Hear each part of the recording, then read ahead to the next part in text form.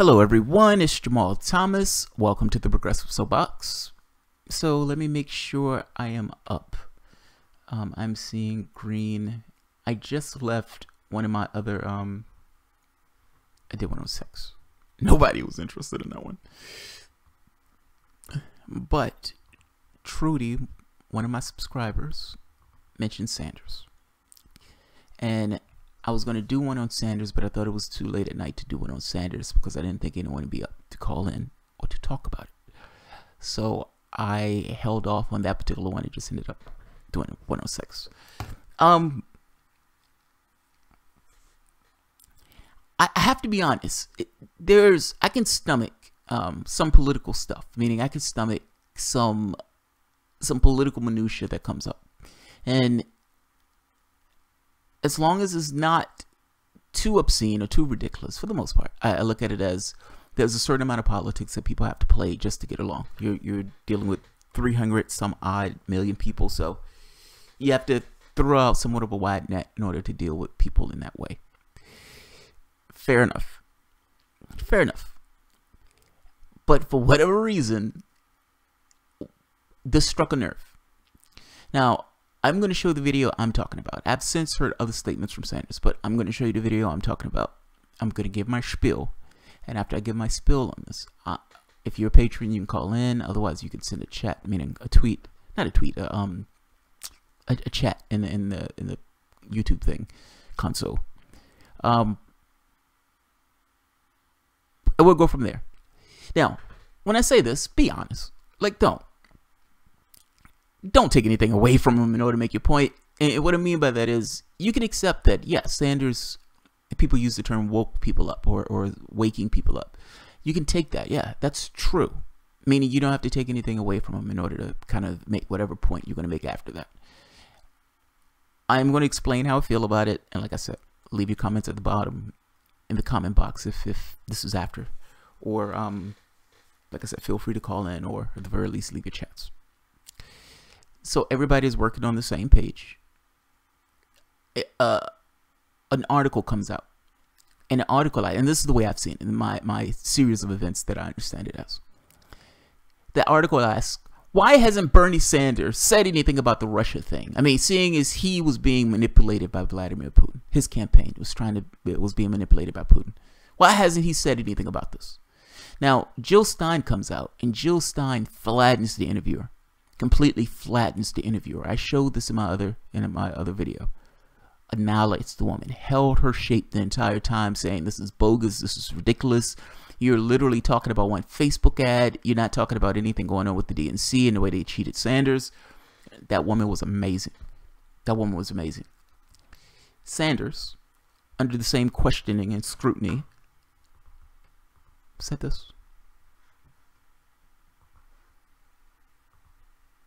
Americans know is that at the end of my campaign, when it appeared that Clinton was going to win, and certainly after she won the nomination, what the Russians were doing is flocking to Bernie Sanders' Facebook sites, and they were saying to Bernie Sanders supporters, as they were, by the way, to Black Lives Matter supporters, people who are fighting for social justice, right, as they were saying to the Muslim community, if you voted for Sanders, you have to understand Hillary Clinton is crazy, she's a murderer, she is terrible, all kinds of horrible, horrible things about Hillary Clinton. And it turns out that one of our social media guys in San Diego actually went to the Clinton campaign in September, right, and said something weird is going on. Bernie's not in the campaign. Hundreds of these people are now coming onto his Facebook site. So I think we already knew that. It was an effort to undermine American democracy and to really say horrible things about Secretary Clinton.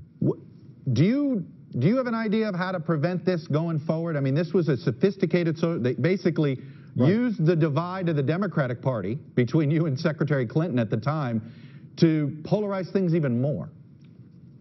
Right.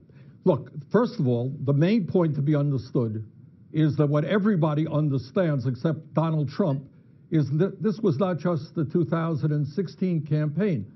They intend to do this in 2018. And I think one of the weirdest things in modern American history is you have every intelligence agency, you have the Mueller report You have Trump's own administration saying the Republicans want to sabotage the 2018 campaign. Everybody knows this except the President of the United States. Yeah. And I think people are asking, what is going on with this president? What we have got to do, and I think Senator Langford touched on some of the issues, front end. What we have got to say to the Russians, you are doing something to undermine American democracy. You are not going to get away with it. This is a major assault. If you do that, there will be severe, severe consequences. Right. We've got to protect states and communities to make sure that their voting is not compromised.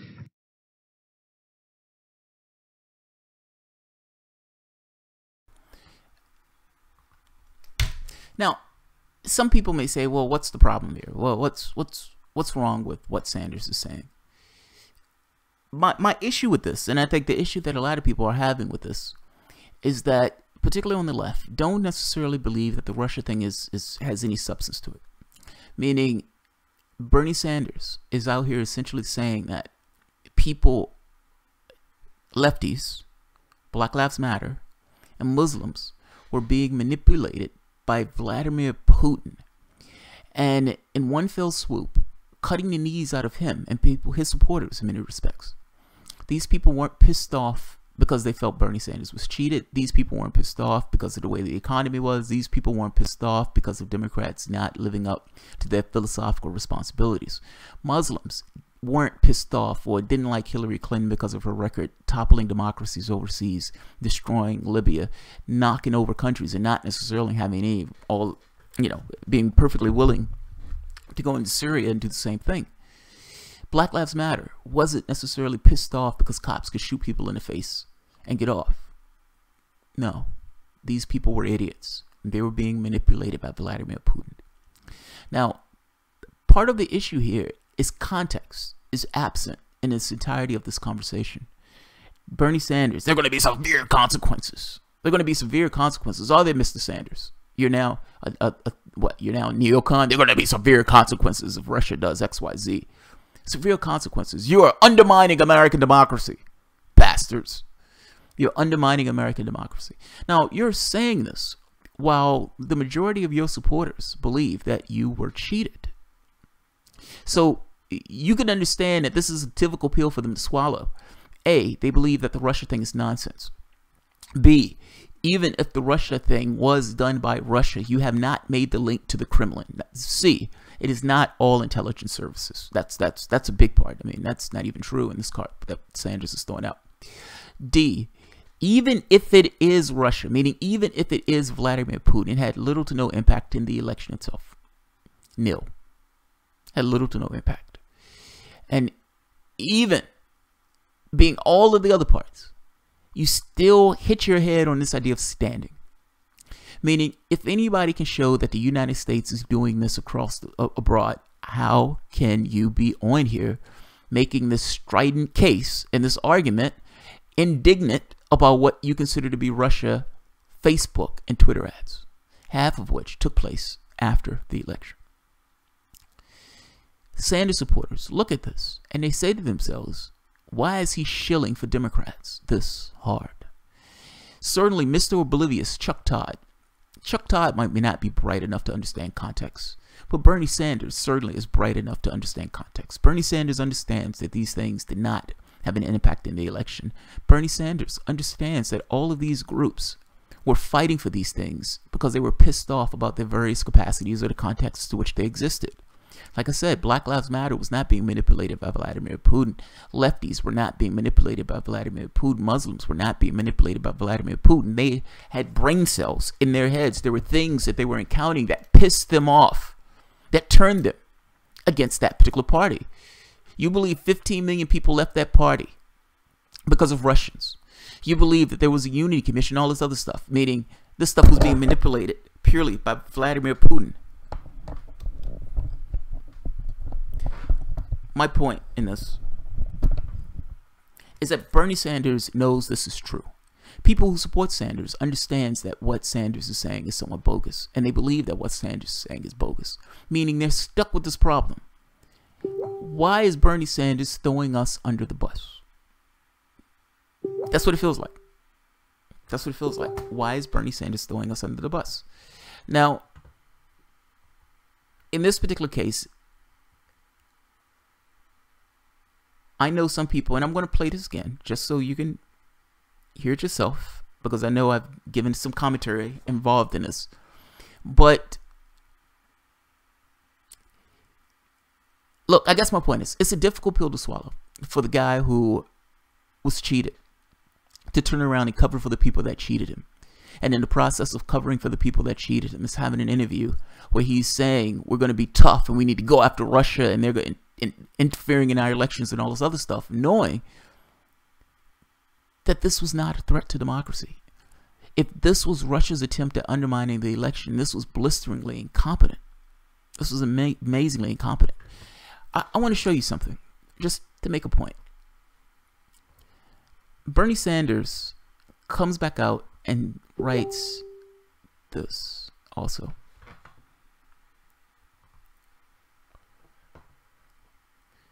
The key issues are, how do we prevent, number one, how we prevent the unwitting manipulation of our electoral and political systems by foreign governments.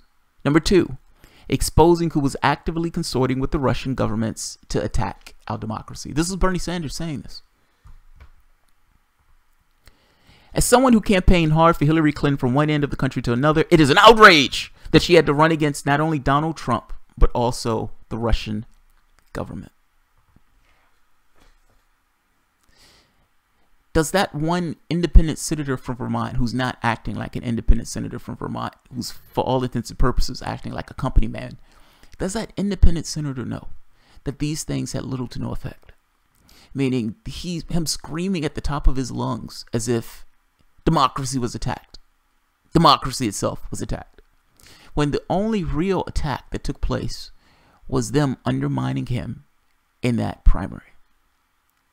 This is political theater, and it becomes a little too much to stomach from the guy who they consider to be the honest actor. And yes, it feels like he's throwing people under the bus. It feels like he's throwing those groups under the bus. Because whether you realize it or not, he is undermining his argument. Bernie Sanders, when he's jumping from pillar to post, his argument is these people have failed you. Neoliberal policies, this idea of markets being the greatest thing on the planet, that the government should stay out of these things, has failed you. The rich has got magnificently wealthy off of your exploited labor. And ultimately, government has, for the most part, for all intents and purposes, only worked for them. What you want in government amounts to statistical noise. What matters is special interests, essentially who's paying these politicians. That was your argument, that the center, what they considered to be the middle, that this center politics was falling apart because it didn't work. That was your argument. Now, you could point to the thousands of seats that they lost all throughout the United States. You can point to them in one case after the next being somewhat inept and people being unhappy with what was taking place, particularly within regards to the left and the Democratic Party. And your popularity in many respects highlighted that more than anything else. Meaning Hillary Clinton couldn't fill an outhouse and you were filling like 20,000 seat stadiums. I was in one of those stadiums in Philadelphia. Ecstatic to hear you talk along with like 10, 12, 15,000 other people. Ecstatic to hear you talk, to say things that are fundamentally different than what was being said by anybody else. Not anymore. Not anymore. What happens when that guy, that honest guy, who gets out there and says those things, all of a sudden no longer says those things? That he melds his commentary with the commentary of the party that actually cheated him. What happens? Does that honest man lose a certain amount of credibility when people are looking at what he's doing? And mind you, my point is, it undermines his argument. It's no longer these guys fail miserably because these guys fail miserably. No, Hillary Clinton didn't lose because she was unpopular. Hillary Clinton lost because of the Russians. No, Bernie Sanders wasn't all that popular. He didn't have that groundswell of support. Those people were being manipulated by Vladimir Putin. Now, what I'm getting here is the gravity and the context of this is completely missing from the conversation itself, but that's intentional. Your conversation with Chuck Todd was written or said in those same terms where the context was entirely missing from the conversation. So people who don't necessarily pay attention to news can make those similarities, even when those similarities don't exist. Those people were being manipulated. Oh, she wasn't that unpopular. It was the Russians. It was the Ruskies. Those people don't know the same things as Sanders knows. And the context that they're leaving out of this is intentional in order to give them some cover from the A, cheating, but B, attacking the left, hitting himself in the face. And they're using this purely to attack Trump. And whether he realizes it or not, he is also attacking himself. He is weakening his argument. He is giving people ammunition to say it was the Russians. It wasn't feel the burn. It wasn't people wanted something else. It wasn't that people wanted something fundamentally different. It was the goddamn Russians. You are undermining your own case, Sanders. And you're undermining your base in the process of functioning for the Democrats in order to attack Trump. Let's, to put a finer point on it, Sanders wants to believe that these people were being manipulated. These people weren't being manipulated. It wasn't the Russians. Half of those ads took place after the election. What Sanders, the honesty of it all, don't trust me, trust the crowds. And do you honestly believe that these people have been motivated by Vladimir Putin? Or do you believe these people were pissed off at something else? Immediately, right now, we have got to defeat Donald Trump.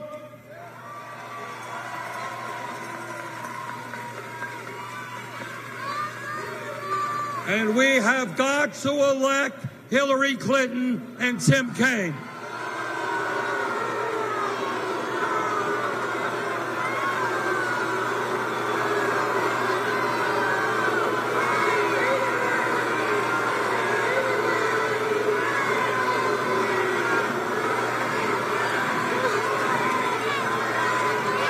Brothers and sisters, brothers and sisters,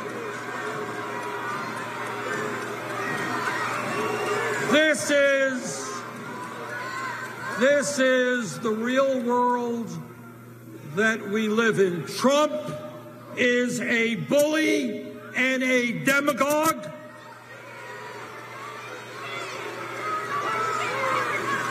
Trump has made bigotry and hatred the cornerstone of his campaign.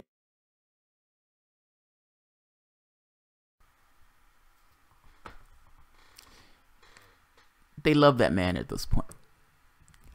And they booed him for almost a minute. They booed him for almost a minute. They didn't boo him for almost a minute because of the Russians. That wasn't the Russians. That was not the Russians. When he said, you know, I want to throw my support behind Hillary Clinton, those people were out there weeping and crying. They weren't weeping and crying because of the Russians. Black Lives Matter were not being manipulated by the Russians. None of these groups were being manipulated by the Russians. It did not have an impact. Sanders is hitting people in the knees that was out there stomping for his interests and supporting his interests. Now, people can make the argument that, dude, that's not really a smear. Then what do you call it? They're arguing that this stuff was being manipulated by Vladimir Putin and that these people were somehow being pushed and moved along. Now, the context of this, the reality of this, is not necessarily going to be added into that conversation. What's going to be added is these people were manipulated by Vladimir Putin. That's going to be the end result of this. I'm telling you, this is how this is going to end up. The context is going to be the thing that's left out when you have people making the argument or talking about this. He's hitting himself in the knees. So I'm going to play this video one more time just so people can see what most Americans know. It know what we're talking about unless they came here late. Is that at the end of my campaign, when it appeared that Clinton was going to win, and certainly after she won the nomination, what the Russians were doing is flocking to Bernie Sanders' Facebook sites, and they were saying to Bernie Sanders supporters, as they were, by the way, to Black Lives Matter supporters, people who are fighting for social justice, as they were saying to the Muslim community, if you voted for Sanders, you have to understand Hillary Clinton is crazy, she's a murderer, she is terrible, all kinds of horrible, horrible things about Hillary Clinton. And it turns out... Again, we're talking about Facebook and Twitter posts. We're talking about Facebook and Twitter posts. Let's keep going. Out that one of our social media guys in San Diego actually went to the Clinton campaign in September and said something weird is going on. Bernie's not in the campaign. Hundreds of these people are now coming onto his Facebook site. So I think we already knew that. It was an effort to undermine American democracy and to really say horrible things about Secretary Clinton. It was an effort to undermine American democracy. Tell me what mattered more. The little to no impact that the Russian trolls, Twitter and Facebook ads had on the election, or the Democratic Party literally changing the contours of the DNC itself in order to select the candidate that they wanted to win in that race and to exceed the presidency. Yeah. Ernie B, undermine democracy. We don't live in a democracy, Mr. Sanders. Agreed. Agreed. Let's see, who's here? Moshe Lux. I don't like this kind of talk from Bernie. I thought he was a pacifist. This shit will lead to World War III over 2 shitty presidential candidates. I don't like this either, man. I mean, he's talking about severe consequences, and Chuck Todd, I have no expectations of. Chuck Todd is a fucking idiot. Sanders, however, and I think that's why this is such a hard pill to swallow. Even if what they're saying is right, even if Bernie Sanders said, yes, these Facebook ads and Twitter ads, I don't necessarily like Russia dicking around in our election with Facebook and Twitter ads. Now, right off the bat, you're saying Facebook and Twitter, so what you're saying sounds ridiculous and absurd, but nevertheless, if that's where you are. It is a difficult pill to swallow that Bernie Sanders doesn't know that we've destroyed multiple governments, that we are in the process of undermining a government as we speak, that even in Obama's term, there was multiple governments that Obama was either bombing or going into. It is a difficult pill to swallow that this is what he's saying and this is the way that he's saying. I mean, come on. It's fucking insane. Yeah, severe consequences is ridiculous. It was done by Russian businesses. Trudy, yeah, agreed. And by the way, Trudy, it's not that I like this. I have no thrill going after Sanders. I would love to make videos where I come out here and I'm like, rah, Bernie Sanders. Bernie Sanders went after a banker. Bernie Sanders bit a guy's leg off. I would love to make that video. I would love to make that video. We're not talking about healthcare. We're not talking about education. We're not talking about, making sure kids have the things that they need when they're going to school and everything else. We're not talking about the things that deal with people's lives and making people's lives materially better. We're not. We are talking about Facebook and Twitter ads. I am trying to nail down the ridiculousness. We are talking about Facebook and Twitter ads.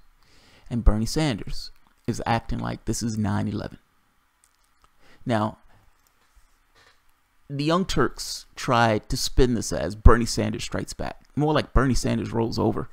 It's like, oh, is that a good Bernie Sanders? He like rolls over, you like play with his belly. You're like, happy Bernie Sanders. Aren't you happy Bernie Sanders? Covering for the DNC like that. Oh, you're awesome. You're awesome. Like play behind his ears. Oh, Bernie. Fetch. Go get it, Sanders. Sheepdog. Hugo Black. Is the DNC setting up Sanders for a 2020 nomination in return for his becoming a Hillbot shill? Maybe.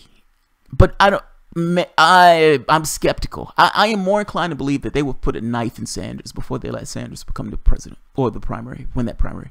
And I don't mean knife in a physical way. I mean knife in the standpoint of thank you for your services, thank you for your help, but no, you're not going to win this primary. Look, if the Democratic Party wins the House and the Senate, what is the impetus for them to be fair for Sanders at that point? What is the impetus for the Unity Commission? We haven't even talked about the Unity Commission. We haven't talked about that in a long time. What is the impetus for them to do those things if they win back the House and the Senate? And you have a bunch of people who are fleeing from Republicans.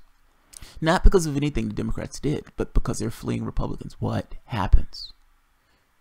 The impetus for them to change goes away. All impetus goes away.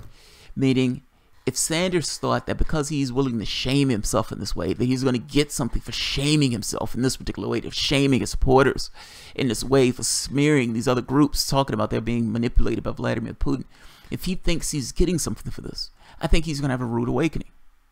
He's going to have a rude awakening, a sad day for him.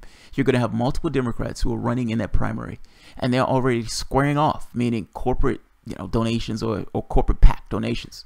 Now, that doesn't necessarily mean they're not taking corporate money, but from the standpoint of PAC donations.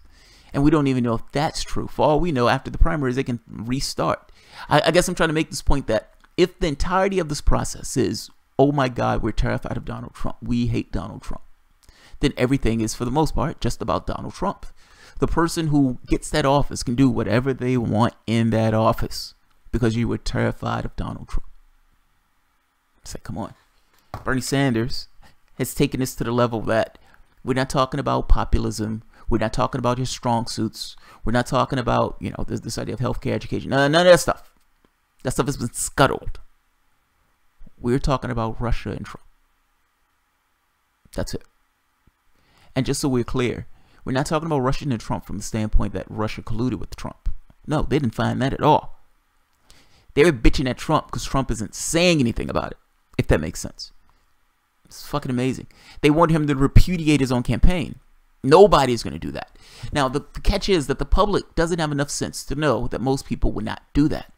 It's like asking Obama to show his birth certificate. Why would Obama just come out and randomly show his birth certificate? It's beneath the dignity of the president to do that. It's the same thing. We need you to say that your presidency is illegitimate. Now, I'm saying that my supporters, for the most part, were illegitimate. You need to say that your support was illegitimate and you won this presidency, not through your own steam, but through the help of the Kremlin.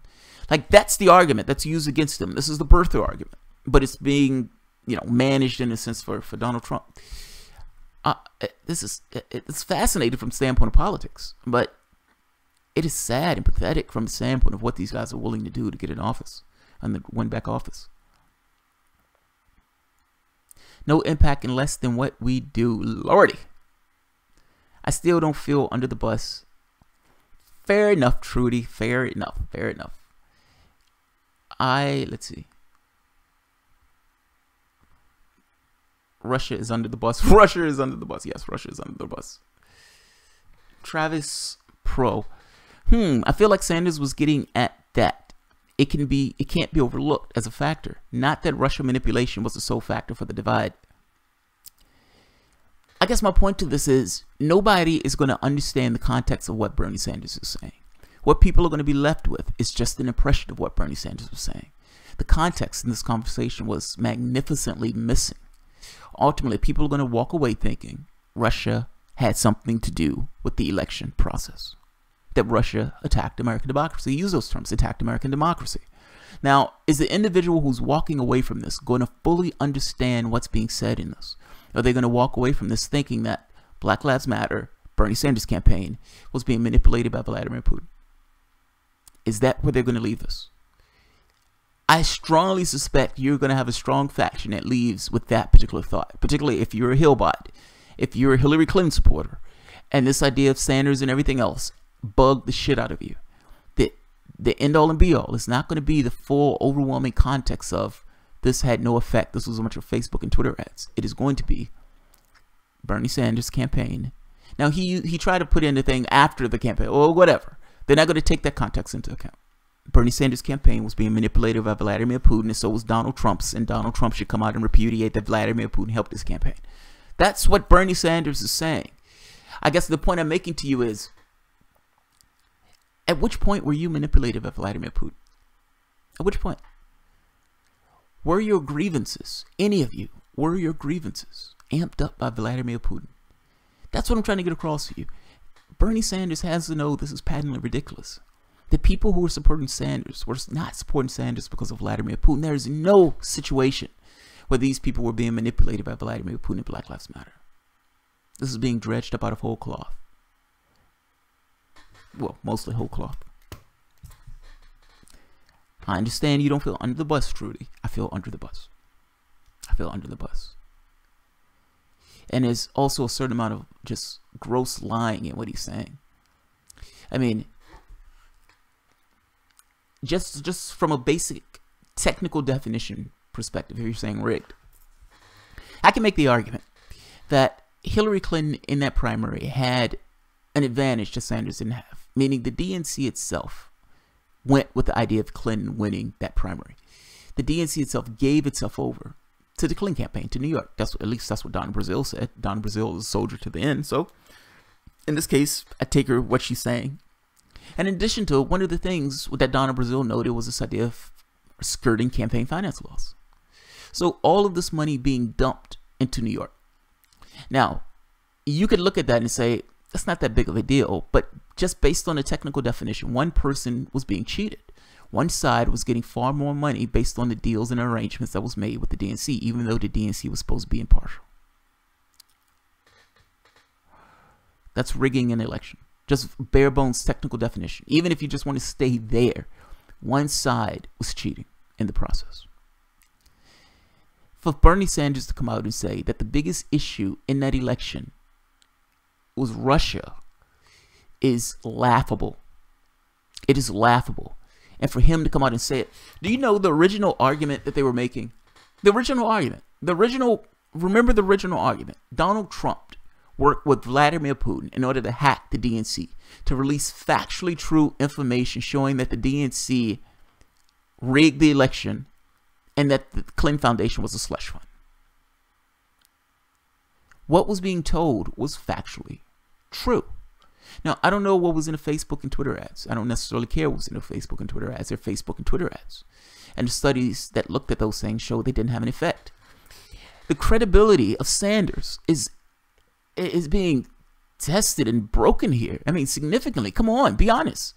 Like even if right now you're a diehard Sanders supporter, even if right now you're diehard Sanders supporters, this seems like it would bug you a little bit. Do you believe that Russia impact in the election was larger than the DNC's impact in the election? If your answer is yes, I believe Russia impact in the election was larger than the DNC's, then fair enough. But if you're on this side that says, well, no, the DNC literally gave over the reins of the DNC to the Clinton campaign. If Russia had little to no impact on the election, if the people had already crystallized their perspective of things, meaning with news, with media, and everything else, then it was the DNC that had the larger impact in events, not Facebook and Twitter ads. Not Facebook and Twitter ads. If that's true, then Bernie Sanders just lied there. That was Bernie Sanders, Colin Powell moment. I understand you don't feel under the bus. It feels like the honest guy lied and kicked us under the knees in order to do so. That's what it feels like when I watch that movie, when I watch that video. Bernie's running for president, so he's playing the game. That is true. That is true. That is very true. Jake, I agree with you. I agree with you. Does that matter? Honestly, that's what we hit our heads on. That's literally the thing that we hit our heads on. Does that matter? If your answer is yes, that matters, meaning he's running for president, he's doing whatever he needs to do to run for president. If he needs to burn his integrity and rip it to shreds in order to get the presidency, then that's what he needs to do. Then it doesn't really matter what he does.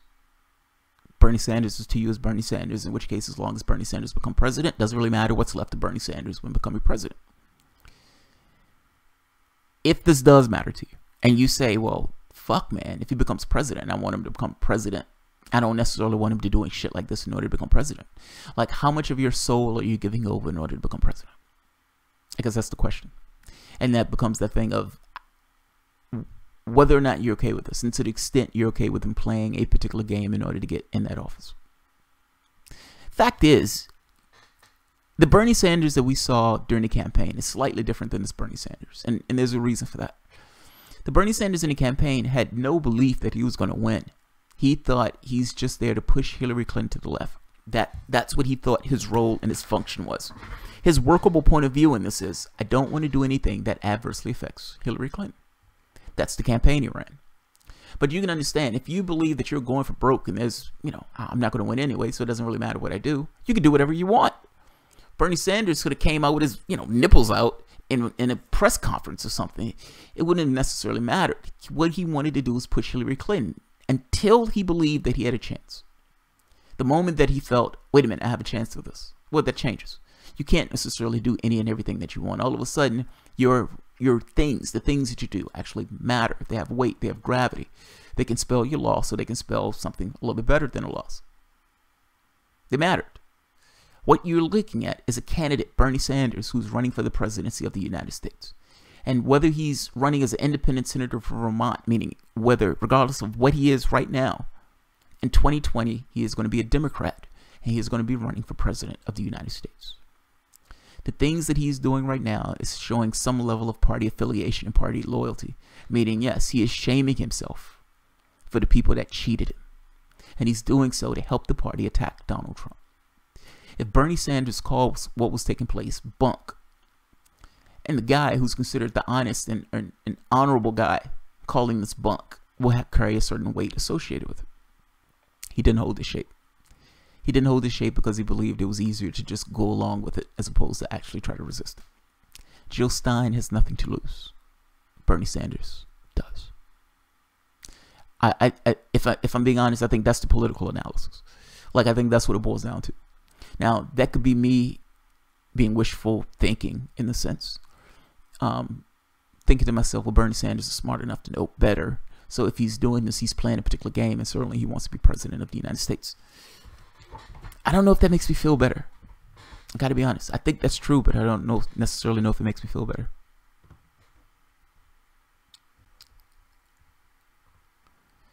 Robert Pouquet Ray. I was really hoping Jamal could come up with a reason for Bernie's assimilation. Trudy, I think that's it. I mean, honestly, I think that's it. I mean, Brent, we're behind at this point. I'm still some of the old ones, but I think that's it. Bernie needs to get back to what brought him to the game and stop going along to get along. Tim Nichols. Yes, I agree with you, Tim. Whether you realize it or not, the thing that it's like a musical band to some degree. Yeah, it's like having an artist who's really good at what that artist does, and he makes it big. He becomes a star. He's a celeb. He's a fucking rock star.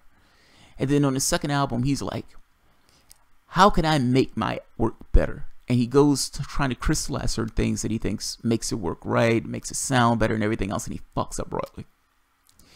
It's the unkeptness that made it work. Like, it's this closeness to reality that made it work, not the fucking around with the sound and everything else. Stick with what works. The thing that made the public love him was because they thought he was being earnest. They thought he was the honest guy, the earnest politician. He wasn't polished. He wasn't kept. He just, this is what I think. This is what I believe in. What happens when that honest guy now has strings attached to him? And because that guy wanted to be president of the United States, that guy toes a particular agenda of the party that he is at some point in a few years going to be affiliated with. Does he retain himself? Can you do that and retain your soul? I guess that's the question. I don't know, man. I don't know. Brahm SO1, I won't vote for McCarthyism. I feel you, man. Robert Pouquet, I know emotions, but not their. I know the emotions, but not their motivations. Bob Ramirez said, does he have to eat a live baby in front of you or what? Jesus Christ, Bob. That would make the choice clearer, yes. That would make it clearer. that would make that shit crystal clear, to be honest, Bob. I told Bernie on Twitter to stop the Russia bullshit or I'm voting third party. Tim Nichols. Let me know if he responds to you, Tim.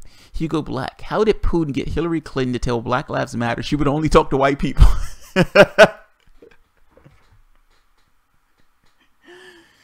Here's the thing. Fact is, Hillary Clinton doesn't have to talk to blacks. Why? She has your vote in her pocket anyway. Blacks vote like 90-something% Democrat, even when it's a Democrat who's just a random Democrat. She doesn't have to talk to you. She doesn't care about you. She doesn't care about your vote. She doesn't care about what you do. She looks at you like she looks at labor and like she looks at Hispanics and everybody. You have nowhere else to go. That guy's a fucking maniac. You have nowhere else to go. Fall in line. Doesn't have to talk to blacks. Maurice Carlisle, Bernie was what I thought he was. He didn't want to rock the boat. He compromised, and we did not recover. Now we got a Trump and not a Clinton, which in some ways is good, but in other ways is bad. You know, the one positive thing that I thought with Trump, well, two positive things. I thought he would kill the TPP. I thought there would be too much pressure on him not to do so. So I thought he would kill the TPP. He did. And I also thought he would get us out of Syria. I thought that's the one redeeming quality, regardless of all the bad shit that's going to take place in the country. He would not get us into a goddamn war with Russia. That's what I thought. Well, that is proven not to be true. That's proven not to be true. I am deeply bothered by this language. I'm deeply bothered by this language. He sounds like a neocon. He's talking about there are severe consequences and all this other stuff. Yeah, I wish he was stronger on that. That's all. Wish he was stronger. Jamal, this is painful to watch. Why are you subjecting your viewers to this? Rob, Illinois. Because I want my viewers to have this conversation. I want my viewers to be honest about it. I want my viewers to speak their piece. That's why. I've had videos where I said this is a pep talk to Sanders support. Not a pep talk, but I made the argument that some people who said they wouldn't vote for Sanders need a hug. I've chastised some of you guys who are on here who, you know, think I'm insane for backing Sanders in this way. If I make videos saying that you guys need a hug, if I make videos saying that you have all these angry Sanders supporters who need to buck up and all this other stuff, then yeah, I also need to make videos saying this is BS and he is dropping the ball and he is playing to a particular demographic that I don't like. So yes, I'm subjecting my audience to this. I have to fucking subject myself to this. So yes. Yes, I am.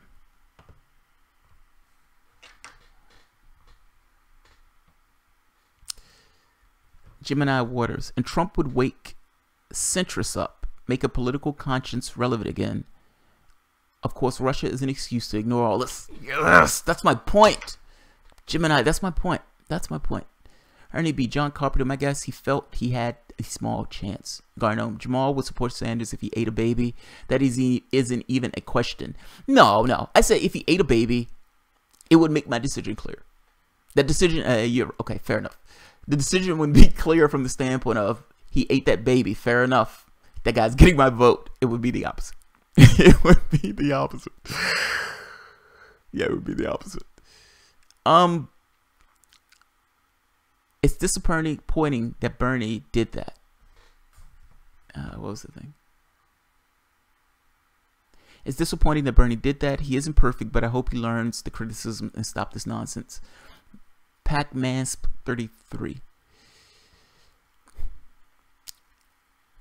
There are what, 300 million people in this country. How much are we? What is how much, you know, this Murray band are we? Now, the reason I ask this question is ultimately Bernie Sanders, if he's doing this, he believes there's political pressure that's making him do this. I don't think you randomly do this if you don't have to do this. He believes his calculus is, I must do this. I must behave in this way if I want to get the objective of becoming president. There's no other impetus. He's smarter than this. So there's no other impetus. The only impetus that you have is I need to take this shape to get to where I want to. It's like being paid by a co-worker. By a job or something. I need you to go and make this widget. Okay. If I want to continue my job, I'm going to have to do X, Y, Z and make this widget. Otherwise, they're going to send me on my way. Bernie Sanders, I would imagine, feels that he needs to do this. I guess he feels he needs to do it. Gemini Waters, my point is, yeah, you're right. And Trump will wake centrists up, make a political conscience relevant again. Of course, Russia is an excuse to ignore all this. The primaries or the elections are coming up in 2018. We're in 2018 right now. The primaries are coming at the end of the year, meaning the elections are coming at the end of the year. If the only thing that's on topic is Trump and Russia, then you've sucked all the air out the room. And not just sucked all the air out the room, you're not talking about the things that you care about. In fact, Democrats would prefer you not talk about those things because those things adversely affect their donors. It undermines everything that's taken place, meaning from the standpoint of Sanders and lefties and everybody else. This undermines all of that. The conversation that's being had right now is about Russia and Facebook ads. You're not talking about things that matter. You're talking about Russia and Facebook ads. This helps one party. This helps one very specific agenda. And yeah, you're right. It ignores everything else. Meaning Sanders is not having this conversation about his strong points and the things that he likes to talk about. His conversation is Donald Trump is not saying anything about Russia. That is a dramatic departure from the standpoint of what he was talking about at the end of that election cycle. Remember, this is the guy who was bringing out the signs saying this is what Trump said, this is what Trump did, this is what Trump said, this is what Trump did. This is the same guy who, at the end of the State of the Union address, did his own rebuttal to this and eviscerated Donald Trump because he could eviscerate Donald Trump. When Bernie Sanders hits his points, meaning when he has the capacity to hit his talking points, he's still Sanders. He's still Sanders. Now, for whatever reason, from a political standpoint, he's been melded into this form of a Democrat, of a company man. For whatever reason, he feels he needs to do this, otherwise he wouldn't be doing this. I don't necessarily think he's doing it just for shits and giggles. I think he's being melded into this particular shape, for a particular reason. The catch here and the danger in this is, at the end of this process, at the end of it all, he believes that he's going to be able to run as a Democrat in 2020. What happens if the Unity Commission didn't get rid of superdelegates and didn't get rid of open primaries? What happens if they say, thank you for your services, Mr. Colin Powell? We're done with you now. What happens? What happens? Yeah. Gemini word is, I think it's dangerous too. I don't like it. I don't like it. Trudy, he's been doing town halls on these issues. Trudy, yeah, there's that. And I don't take issue with that. Like, I know he's trying to get it out there. But understand, his town halls are not necessarily those things that are being seen on mainstream media night after night after night on constant loop. The Russia nonsense is. And the fact that he's adding his voice into that as being one of those people who's on board with this is problematic. It's immensely problematic. It adds weight to whatever they're saying on this. So yeah, it's problematic. If Sanders were to rebel, mass media would flip on him hardcore and his popularity would plummet. They might try to investigate him. Well, Gardner, they're investigating his wife right now. They're investigating his wife at this very moment, meaning she has an investigation over her head. Justin Burton. Nurses are pushing hard right now in California. It's awesome. I wonder if they have a chance. I know they've been trying to get the statewide healthcare for all. I'm not against them doing statewide healthcare. I guess my feeling is it's easier to do that as a nation as opposed to a state. State have certain other constraints. Like a state can't run a budget deficit. A nation can. A nation makes its own currency. States are user of the currency. So if the United States government put $1 trillion coin in the treasury and it just lets that pay for certain things, they could do that. They can have this kind of deficit that they're running in perpetuity. It's the government. The government makes its own cash. It can do whatever it wants on this. Congress controls the purse strings. States, not so much. Not so much. And California has really weird regulations on this stuff. I wish Bernie would hire Jimmy, Ron, Steph, Jamal as his campaign advisors, Ernie B. Man, that would be hilarious. That would be hilarious. I would not advise Sanders to run third party. I would advise him to run as a Democrat. And my reasons for that is the machinery and the media itself, the way the media behaves. I would not advise him. Let me say it this way. If you want to feed into the Russia stuff, don't undermine your base to do it.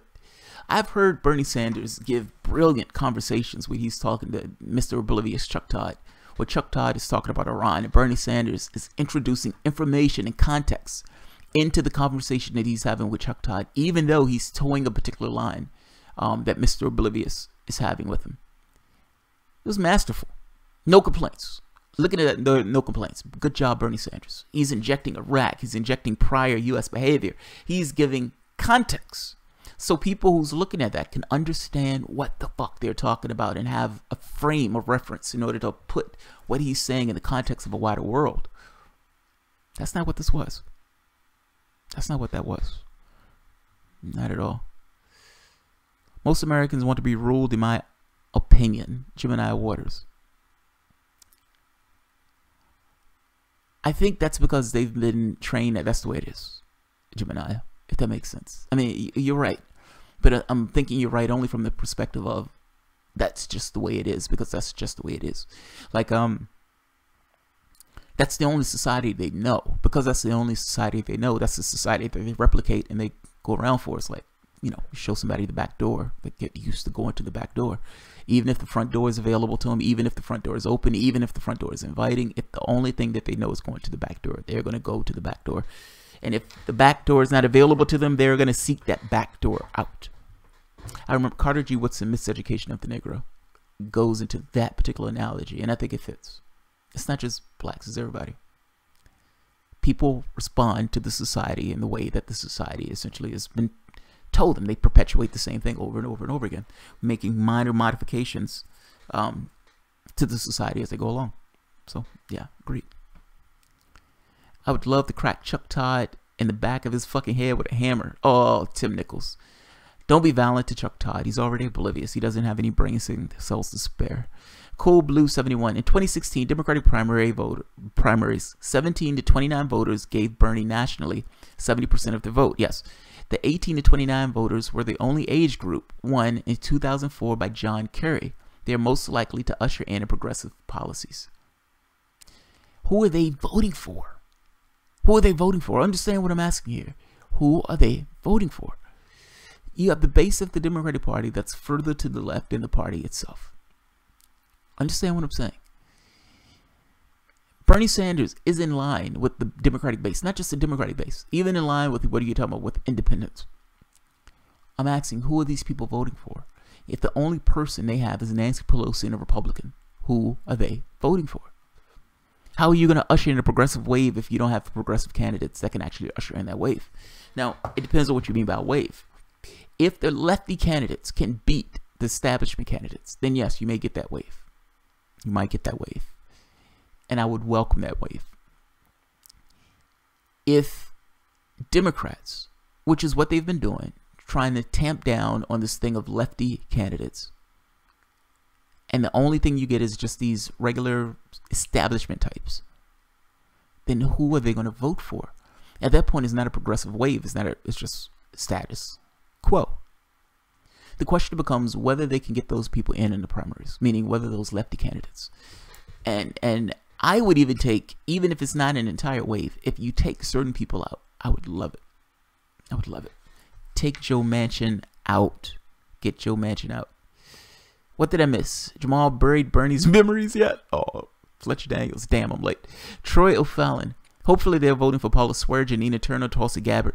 I hope they vote for Paula Swearengin too. I like Paula Swearengin. I like her. I like Paula Swearengin. Super Strike 9. Just tuned in myself. Well, welcome, guys. This 2:52 in the morning show. Rob Lenois. It's time for Jeremy Corbyn to give Bernie a pep talk and pimp slap. Some sense back into him. He's losing his way and it's scary to think about that. Yeah. Yeah, I mean, I look at some of the stuff Jeremy Corbyn say when they're pushing back at Jeremy Corbyn. They're calling that guy fucking communist. Like they're saying he was a communist sympathizer. That's what they're saying about Jeremy Corbyn right now in the UK. Jeremy Corbyn does a video where he's essentially makes this point of they're not coming for us, we're coming for them. Like that Rorschach moment was like, you know, you think I'm in here with you? You're in here with me. You're in here with me. Saying that he's gonna break up the monopoly that these guys have in regards to telecommunications. That is bold. That is bold. Essentially saying, you guys are coming up with these stories about me. Well, wait till I get into power. Wait till I get into power. I love that. I love that. I wish Sanders had a little bit more of that. I honestly do. Because I don't necessarily know if this is helping him. I remember having a conversation with Nick Brana. And Brana kind of made the point that Sanders is losing support by affiliating himself with Democrats. Like the closer that he gets to Democrats, yes, they're leveraging him, meaning they're rubbing themselves in Sanders for any level of credibility that they get squeezed out of him, like toothpaste. But by the same token, this is not, you know, this is almost like an equation of sorts. Whatever he loses, or whatever he gives them, to some degree he loses to somebody else.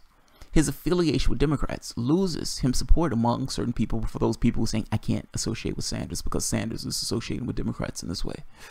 And the more he does stuff like this, the less people, I mean, I guess you can say the less people feel, or the more people get pissed off.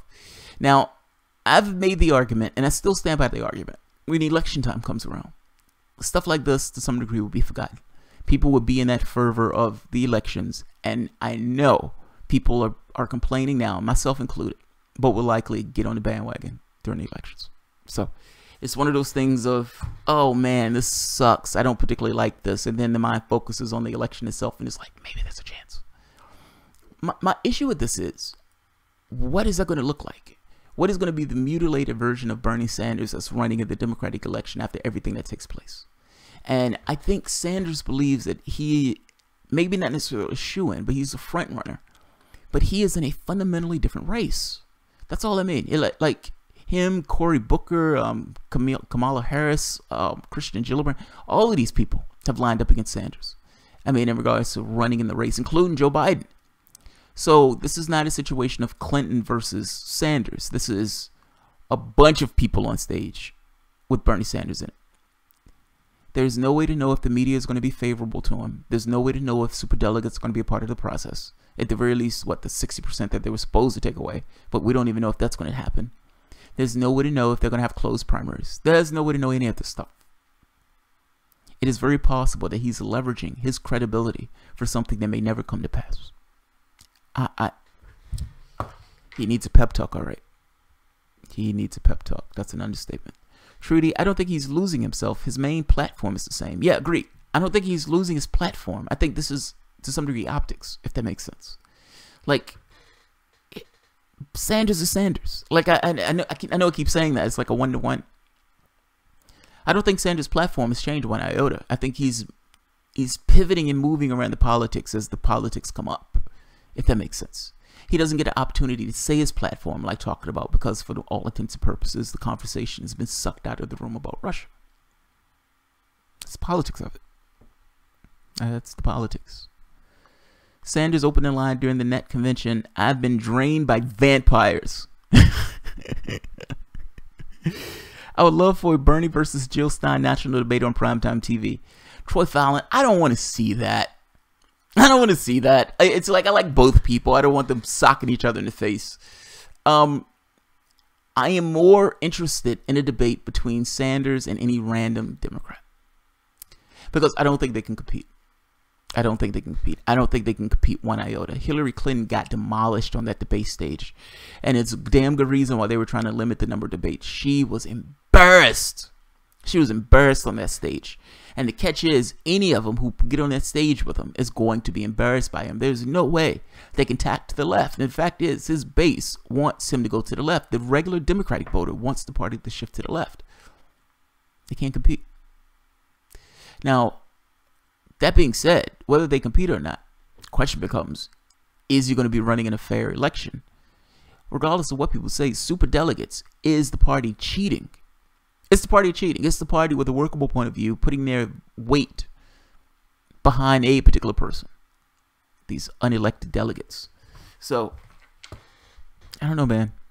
Kamala Harris has Muchin in her crosshairs when she was in California Attorney General, over 1,000 violations, but she let him go.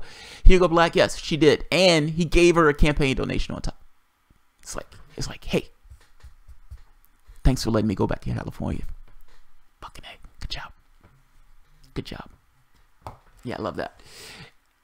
Kamala Harris has a lot of shit with her, though. I mean, keeping people in prison longer in order to get them to work for like 30 cents an hour. Keeping people in prison longer than what they're supposed to be in order to fight forest fires. Backing cops in their killing of people, or this thing of stealing property from people. Yeah, Kamala Harris has a lot of issues with her. A lot of issues. I can't think of the name of it, the buzzword off the top of my head, but she has a lot of issues. It's one issue after the next. I mean, Ro Khanna was trying to make this argument that this woman was good on criminal justice. And I'm like, what the fuck are you talking about? I mean, even body cameras. You couldn't even get her to be on board with body cameras. It's this, wishy-washy, well, I'm okay with them in theory, but I don't want to implement them. I don't want to do that. I don't want to do that. Yeah. I gotta be honest. If it's not Sanders, if it's not Tulsi, and I gotta be honest, even with Sanders, if he's mutilated beyond all recognition, yeah, man, I'm increasingly getting to the point where I'm believing that the position to be in is I don't want to have anything to do with the people in this political process. I would never tell Debbie this, but she is winning me over to this argument. And that's sad. That's really sad. Tim Nichols, I live in Ohio. Dennis has my vote. Enough said. Dennis Kucinich, yeah. I like Dennis. I like Dennis Kucinich. I like that guy. Rob, Styx is a neoliberal. Haven't heard that one before. Styx? Who's Styx? Styx is a cartoon character that doesn't realize he's a neoliberal railing against what banks and corporations are striving to achieve, the free market, and there is no such thing. That's funny. Yeah, I don't understand why people think the free market thing is awesome. They're rail against government. Oh, this government is on our back. But we need to give more money to the 1% where we have no influence in the behaviors that these guys take with the capital that they take on. Yeah, this mythical world of a free market doesn't exist. It's never existed.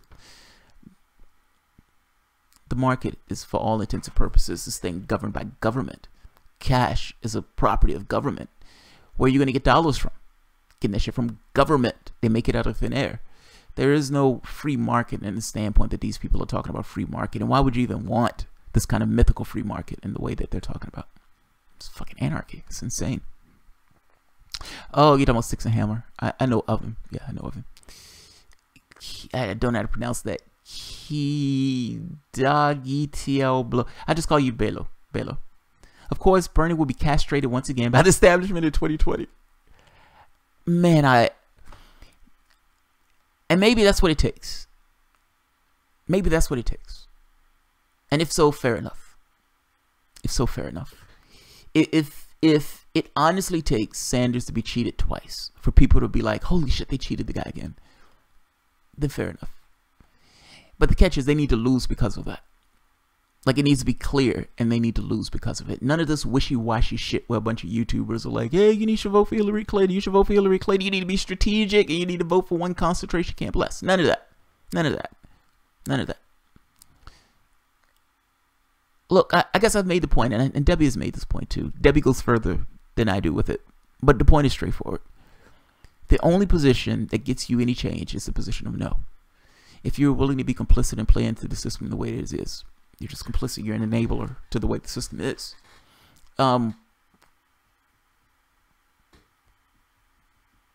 Yeah, maybe I'm slightly hopeful. There's a part of me, let me say it this way. I do see a path. I know people disagree with me on this, but I don't know how you disagree with me on this. You can say it's unlikely. You can say you don't necessarily think this path will come to pass. You can say that this path has a 5% chance of taking, but at the very least, let's at the very least be aware that there is a path. There's a path. And this is the first time in a long time that I've seen something that's a path that's available. Now, what I mean by this is, let's say Bernie Sanders limps to the DNC convention. He's mutilated like nobody's business. But for the most part, if you put a battery in him, he still goes back to the billionaires on their back and blah, blah, blah, blah, blah. The bourgeois coming to get us. And we need a proletariat dictatorship or whatever. Yeah, stick a battery in him, he comes back to life.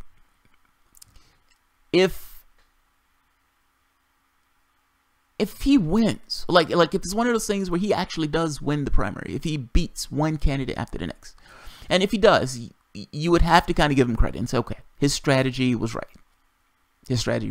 Now, if he doesn't, you could say, ha, we told you your strategy was wrong, you're a fuck up. But if he does, if he runs in 2020, which he has the capacity to run, meaning he has a chance to win.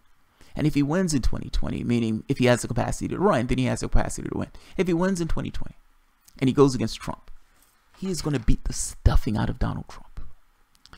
Now, what I want to get across here is, if Sanders wins the presidency,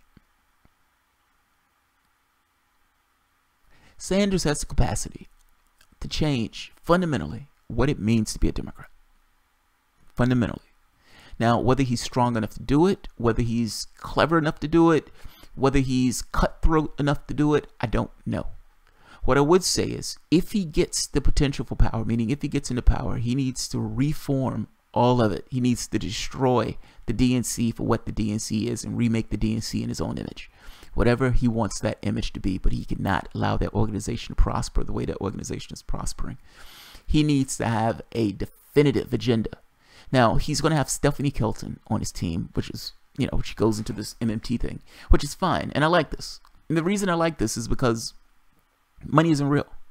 It's a mental conception of sorts. The government makes dollars out of thin air. The government can pay for whatever the government wants, particularly if those things are in dollars. Now, if Sanders is putting this woman on staff, this is to some degree some of the economic policies that's denoted. Well, that's going to be in his camp. Otherwise, he would not have Stephanie Kelton on his staff. The woman is amazingly accomplished and knows what she's talking about. He needs to push hard. Like, and what I mean by push hard, I mean he needs to lean on whatever Democrat is in that office to push my particular agenda. None of this Obamacare shit. We're doing Medicare for all. You either towing my agenda or not. And if you're not, I am hammering you. I'm sending my supporters out to eat you alive. I am going after you. I'm trying to get you to lose your seat. That's where he needs to be as a president. Now, I understand there's some jokes that Sanders is going to be in a wheelchair at this point. Or Sanders is, you know, not going to be able to get from point A to point B. Sanders is a vigorous man. He would be perfectly okay.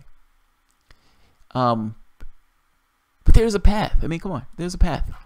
And maybe this is me being somewhat of a fanboy on this, thinking that put it this way. I think our disagreement would be on the percentage of the path, not necessarily that the path is there.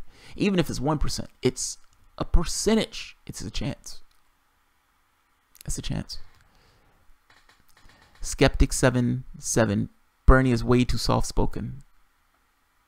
We need a Mike Tyson of politics. Just biting people's legs and punching people in the eye. I guess my feeling is I want him to campaign like Obama campaigned. I want him to campaign like Obama campaigned, if that makes sense.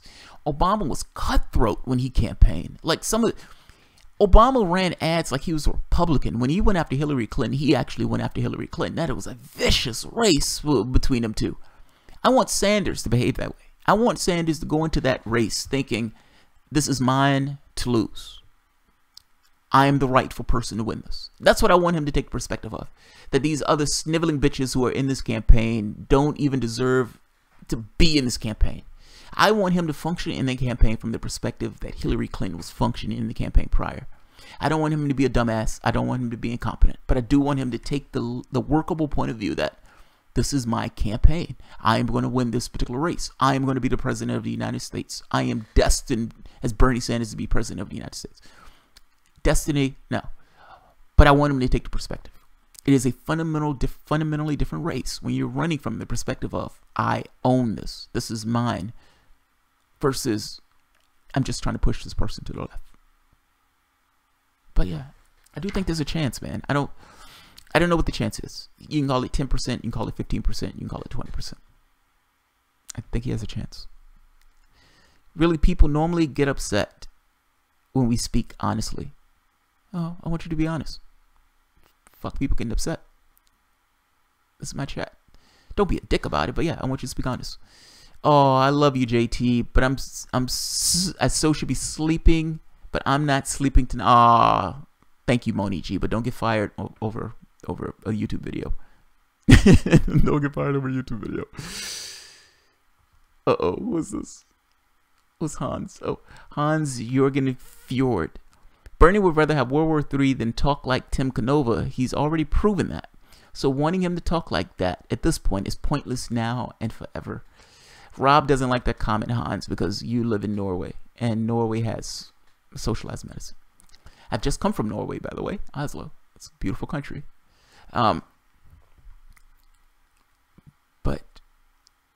you do have socialized medicine. But Rob, you can't tell a guy to shut up. He's perfectly fine. And I don't see what he said that was bad. Hugo Black. Mike Tyson said Hillary Clinton is America's most prolific serial killer. Oh man, are you serious? Did she say that for real? Mike Tyson was being influenced by Russian trolls, apparently. The game is rigged. If you're not willing to play dirty, prepare to lose. Now that's interesting. That's interesting. Is it possible that there's no such thing as rules in this process? And it depends on what you mean by dirty. Depends on what you mean by dirty. Rock Lee. Bernie is very popular with swing voters and working class Republicans. He has a good shot as long as he makes it out the primary. Oh, Rock Lee, and that's the rub, right? That's the rub. So one of the reasons that Bernie could be towing this line is, I have to appeal to insane Hillary Clinton voters. Those people are maniacs. I need to appeal to Hillary Clinton voters. It could be something as simple as that. It could be the DNC needs me to toe a particular line. Otherwise, these guys are not going to vote for me and I'm going to be tanked by superdelegates again. It could be all sorts of stuff. At the end of the day, it's still influence, meaning they can put influence on him basically on what he wants. He has a goal in mind. If they can keep him from that goal, then, you know, they can control him based on the goal. But I agree with you, man. I think, and this is kind of why I made the point, there are 300 million Americans. We merry band of, you know, the small segment on the left. His appeal, however, that gets him elected, it's not so much us, it's more so them. It's kind of independents, Democrats, those type of things. But yeah, he has to get out the primaries. If he gets out the primaries, he's good. He needs to get out the primaries. How do you fucking get out the primaries with these guys? They would have their drooling inbred run in 2020. Who are you talking about? Yes, Mike Tyson said that. That's fucking hilarious. That is hilarious. Bob Ramirez said, nah, Bernie is under alien mind control. None of this shit is his fault. Still his choice. He might be feeling he needs to do it, but Gemini Waters, he's more appealing to us because Democrats really are so shit. Yeah, that's true, Gemini. That's true. Agreed.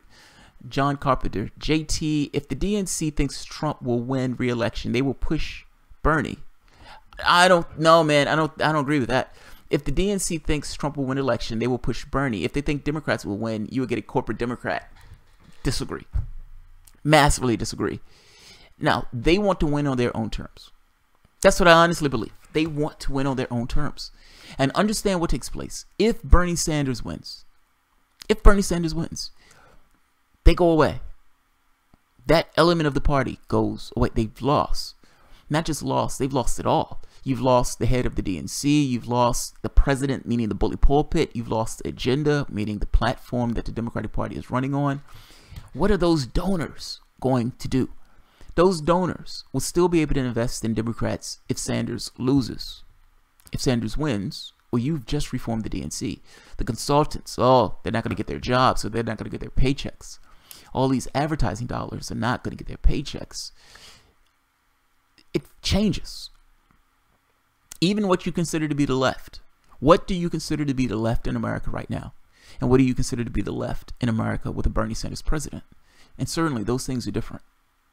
Those things are different. I guess my point is, I honestly believe they would rather a Trump win as opposed to a Sanders.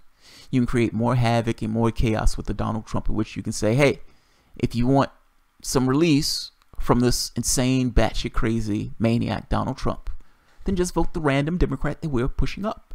So if this is Kamala Harris, if this is Hillary Clinton running again, we've weakened the crowd enough, we've beat up the public enough, they'll vote for her. They'll vote for her. I don't know if that's true that they will put Sanders if they think they're going to lose.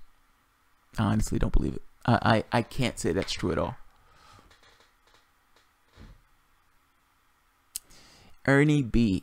Anybody see the new cartoon president show on Showtime? I have not. Moni G. Prairie songs equals money out of politics, fair and just elections, and a new deal. Why do we need a new deal? Honestly, Moni, answer the question yourself. Why do we need a new deal? And if we need a new deal, will there come a time when we need a new deal? And if so, would you rather just fix the issue that requires the having a new deal?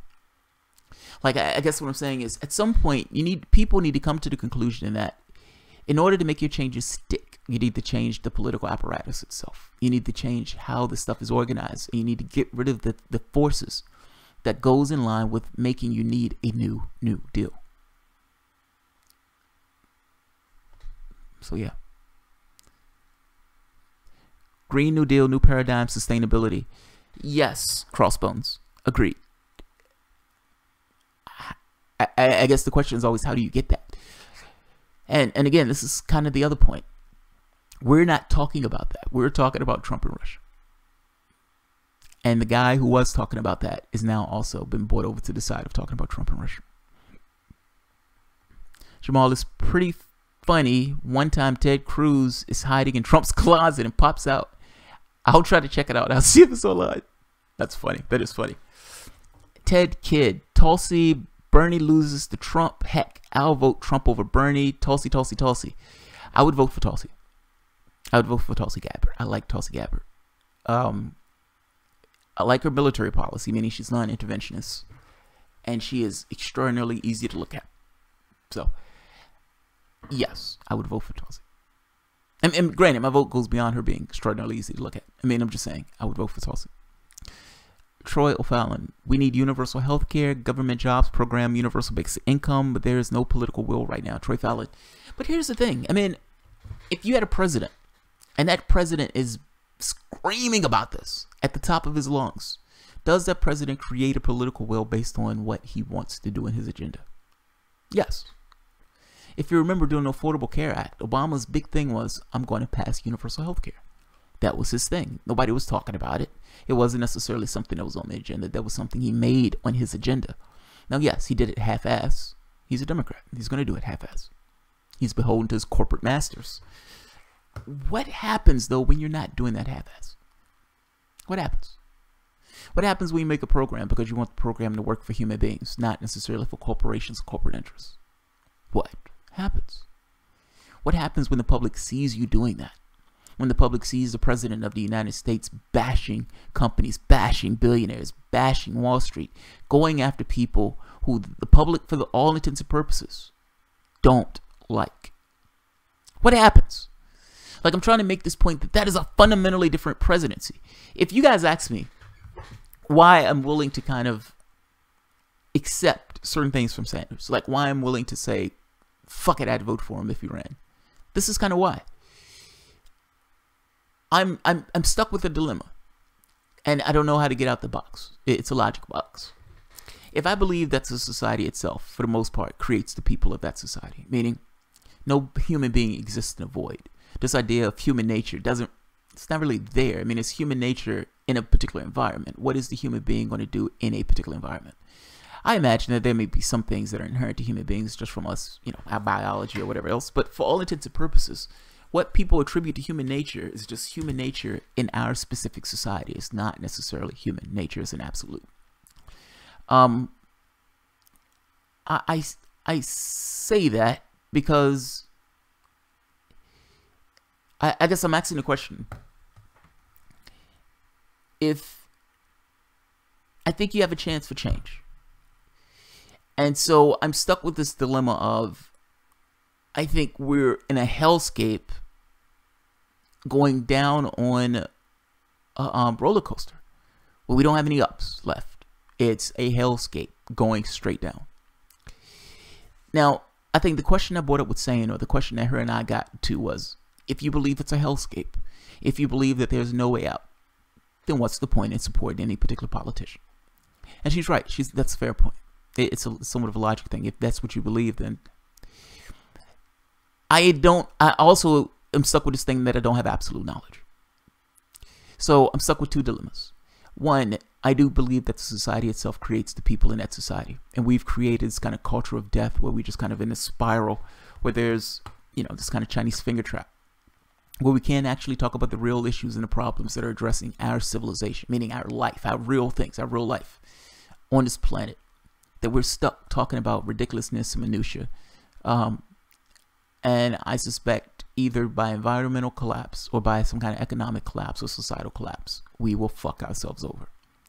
Now, the catch becomes, is it in the ashes that you get something new?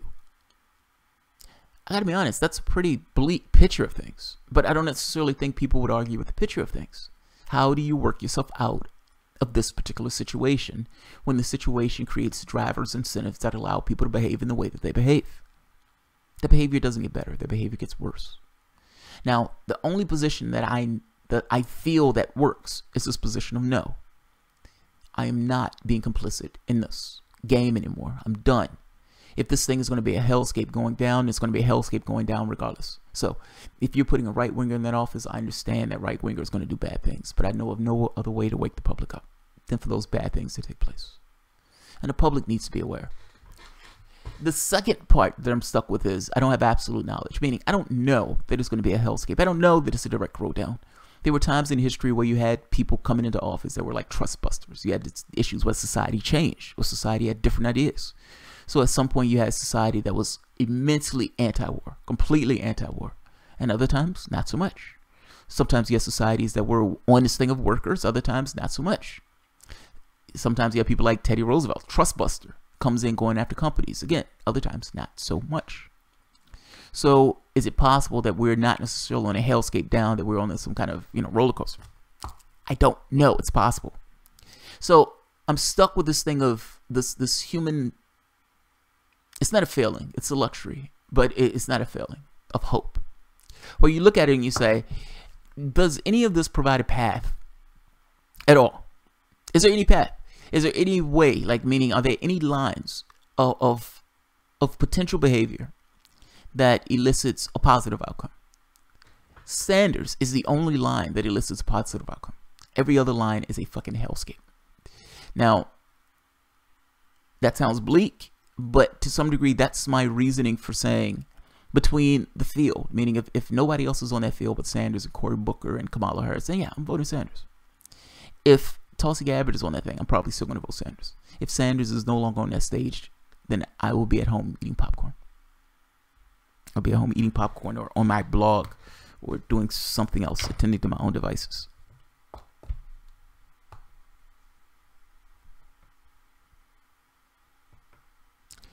Troy O'Fallon, you're talking like a total societal collapse due to environment. Most people can't live like that. Most people can't live like that. No water, outhouse, no electricity. I guess I'm making a point that taking everything else off the table. And don't take my word for it. I was looking at this today. It's counterpunch. There is no time left. Take everything else off the table. Take off, societal. Take off environment, this idea of the poverty of or the violence of poverty. Take all that stuff off. Automation, issues with humanity getting along with one another, wars. Take all that off the table. We're just talking about environment. We trust scientists to build bombs, planes, explain the world, all that stuff. But we seem to have a blank spot or a blind spot on this particular point. Right here.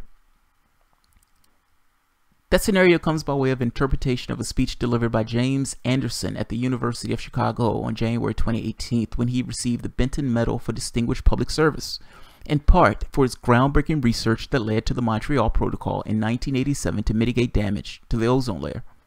At the time, Anderson was the force behind the most important event in the history of atmospheric chemistry, discovering and diagnosing Antarctica's ozone hole, which led to the Montreal Protocol. Without that action, ramifications would have been absolutely catastrophic for the planet.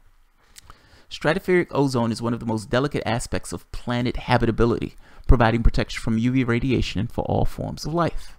If perchance the stratospheric ozone layer could be lowered to the ground, stacking the otherwise dispersed molecules together, it would be 1/8 of an inch in thickness, or thickness of 2 pennies. That separates humanity from burning up as the stratospheric ozone absorbs 98% of radiation. Accordingly, the only way humanity can dig itself out the climate change, well, let's read up this part. In his acceptance speech, James G. Anderson, Harvard professor of atmospheric chemistry, now warns that it is foolhardy to assume that we can recover from global warming, Leviathan, simply by cutting back emissions. Accordingly, the only way humanity can dig itself out the climate change global warming hole is by way of a World War II type effort, with total transformation of industry off carbon and removal of carbon from the atmosphere within 5 years.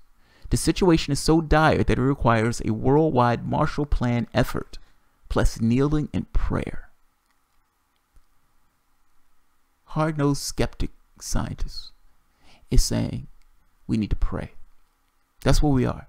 Put the shit in context. Put the shit in context.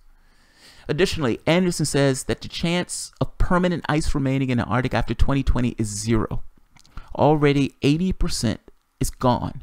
The problem, without an ice shield to protect frozen methane hydrates in place for the millennia, the Arctic turns into a methane nightmare. This is comparable to poking the global warming monster with a stick and running away. Global warming emerges from the depths. Interestingly enough, the Arctic Methane Emergency Group in the UK, composed of distinguished scientists, seem to be in agreement with this assessment. Understand what he's saying. Methane is worse for global warming. It holds more heat than carbon molecules. Now, because methane is worse, there's a sheet of methane that is under the Arctic ice. We've lost 80% of the Arctic ice. And in 2020, he's talking about the ice being gone. Taking everything else off the table. Everything else that could cause injury. Us getting hit by an asteroid, us getting hit by some kind of environmental catastrophe, meaning us causing like some kind of oil spill or nuclear disaster or war or whatever. Taking all that off the table. One element alone. Climate change. This guy's talking about 5 years. And part of the reason he's talking about 5 years is because of runaway climate change based on our behavior. And it gets worse. There's 10 years of heat built into anything that takes place. If we stopped today, if there was a magic wand, if an alien civilization came to the planet and says, look, we have a magic wand. You can make one wish with this magic wand. And with that one wish, for whatever reason, you say, I want to transform the energy market overnight to using green energy. You would still have 10 years left of heat that's going to go into the atmosphere, meaning your temperature is still going to go up for the next 10 years. We're talking about Russia. We're talking about Russia. I'm trying to put this in context. We're talking about Russia. We are a ball hurling through space. That's what we are. We're on a ball, a rock, hurling through space. There are other planets. There are other stars. There's dust.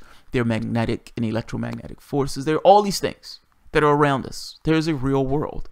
When I touch this chair, when I touch this desk, when I speak into this mic, when I touch my car, when I touch my wife, those are real things. Those are in physical matter reality. Those things that I can touch, I can put my hands on. Cash is not real. Cash is a mental construct. Your government is a mental construct. Your society and your personality in many spaces are constructs. Most of what we see as our world around us are just mental constructs, or at least the things that we work around. Laws, borders, those things are mental constructs. I want to make this point. Cash is not real. Now, understand the ridiculousness of the situation where these guys who tell us of our world in normal circumstances, if we say, hey, we need you to build an atomic bomb, we trust that scientist. We believe that guy. Hey, we need you to build a pop-belly helicopter so we can murder people abroad. We trust that scientist. We trust that engineer. We need for you to make a weapon to control the weather. We need to see the clouds. We need to understand the galaxy. We need to put a satellite in space. We need to build a rocket ship. We trust those scientists. We're not talking about esoteric matters. We're talking about physical matter reality. If the scientist was talking about other dimensions, if the scientist was saying there was no God, if he was having this kind of spiritual conversation, fair enough. You can tell that scientist, fuck off, he doesn't know, etc., etc. We're talking about physical matter reality. Nuts and bolts. He's telling us that your world is at threat. Now, Democrats say he's right. Democrats believe this guy. Meaning, Democrats will say we need to do stuff about climate change. We need to have the Paris Accord and everything else.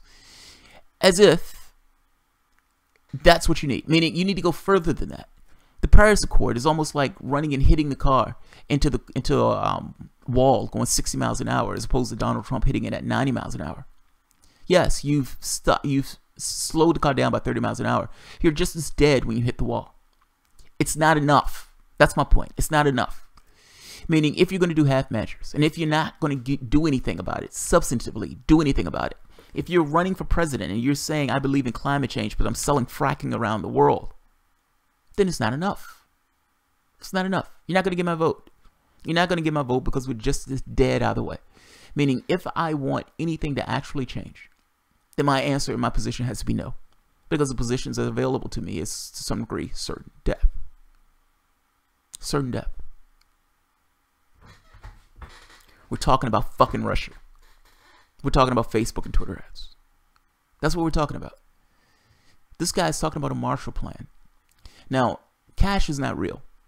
But the argument that's usually made is based in this term of economic terms. Do you understand how ridiculous this is? To have a conversation about economic concerns when we're talking about the environment and the world being at stake. The resources to transform our energy markets is available. Those resources are real things. Those things are in physical matter reality. I can put my hands on those things. Those things are real. Money is not. That's a mental construct. If you need to do something to fix your world in a way that it doesn't necessarily allow your world to be destroyed, then you should do it. Whatever you need to come up with, whatever reason, whatever justification, however you need to come up with it. Money is not real. Come up with a reason. Make a law. Come up with some kind of justification. Just do it. But they're not going to do that. And it is an insane perspective. If you dragged any lawmaker and you, let's say it was an alien species, and they say, look, you are destroying your planet. What the fuck are you guys doing? He would explain cash, he would explain economics, and they would think he was an insane lunatic. But it's not real. Yeah, I know, but our system is based on that. But it's not real. I know, but our system is based on that. I mean, what can we do? But you understand that your world is coming to an end. You're going to have millions of people that die and living in these really horrible situations. Yeah, no, but we didn't have the money to do those things. I'm trying to get across the ridiculousness of the arguments that are being made against climate and global catastrophe in the way. Like, I don't know the argument against this. If you want to create jobs, hey, there you go. If you want to save the planet, hey, there you go. It's a win-win. It's a win-win. So, I guess my point is, there are other issues that exceed the stuff that we're talking about. It's aggravating to see the guy that was cheated by the DNC go out and shill for the DNC. It is aggravating to hear these guys talk about Facebook and Twitter ads when you read articles saying that the world is coming to an end if we don't do anything about making sure the world doesn't come to an end. Yeah. Sometimes I fear he gave up on us because we're still divided down here and troubled that we let Trump even be an option. I don't know. Fletcher Daniels, you're a good man with a kind heart. But no, I massively disagree with that. I mean, you're trying to find, it's like, that's one of those things of the person raped me because I was wearing a short dress. Oh, no, it wasn't because of the short dress. I mean, at the end, or he beats me because he loves me. Or maybe I didn't show him that I loved him enough. This has nothing to do with you. This has everything to do with what he believes he needs to do to toe his line. It's nothing to do with you. Nothing to do with you. There is no profit, environmental protection, and sustainability. First Scorpion 82. Then you need to make it unprofitable to trespass on sustainability. If you're not going to be willing to revolutionize your energy system and your economic system and all that other stuff, and you're stuck in the paradigm that you're in for the time being, you need to make minute changes. Then the minute change that you can make to this is make it unprofitable for them to do these things. Make it hurt. Otherwise, there's a business in it. You have all these people like Greenpeace and everything else, and these guys out there fighting oil companies and whatnot. The problem with this is if that oil company is going to bring in billions of dollars, it doesn't really matter how much you fight that oil company. You will always lose against that oil company. They would always have more resources and more money to put down whatever you do. The issue here is what these guys are doing from the standpoint of policy. The issue is one of politics. The issue is one of politics. Celebrate. I appreciate what Bernie has done, but I can't hang with his parroting Democrats, Russia, fucked us nonsense. Yeah, that's a rough one too, man. Ted Kidd, carbon free and dividend citizens climate lobby. You know, what I would do is I would, I've made the point of nationalizing energy markets. I don't understand why they would have private enterprise doing something that can destroy the fucking planet. It blows me away. Absolutely blows me away.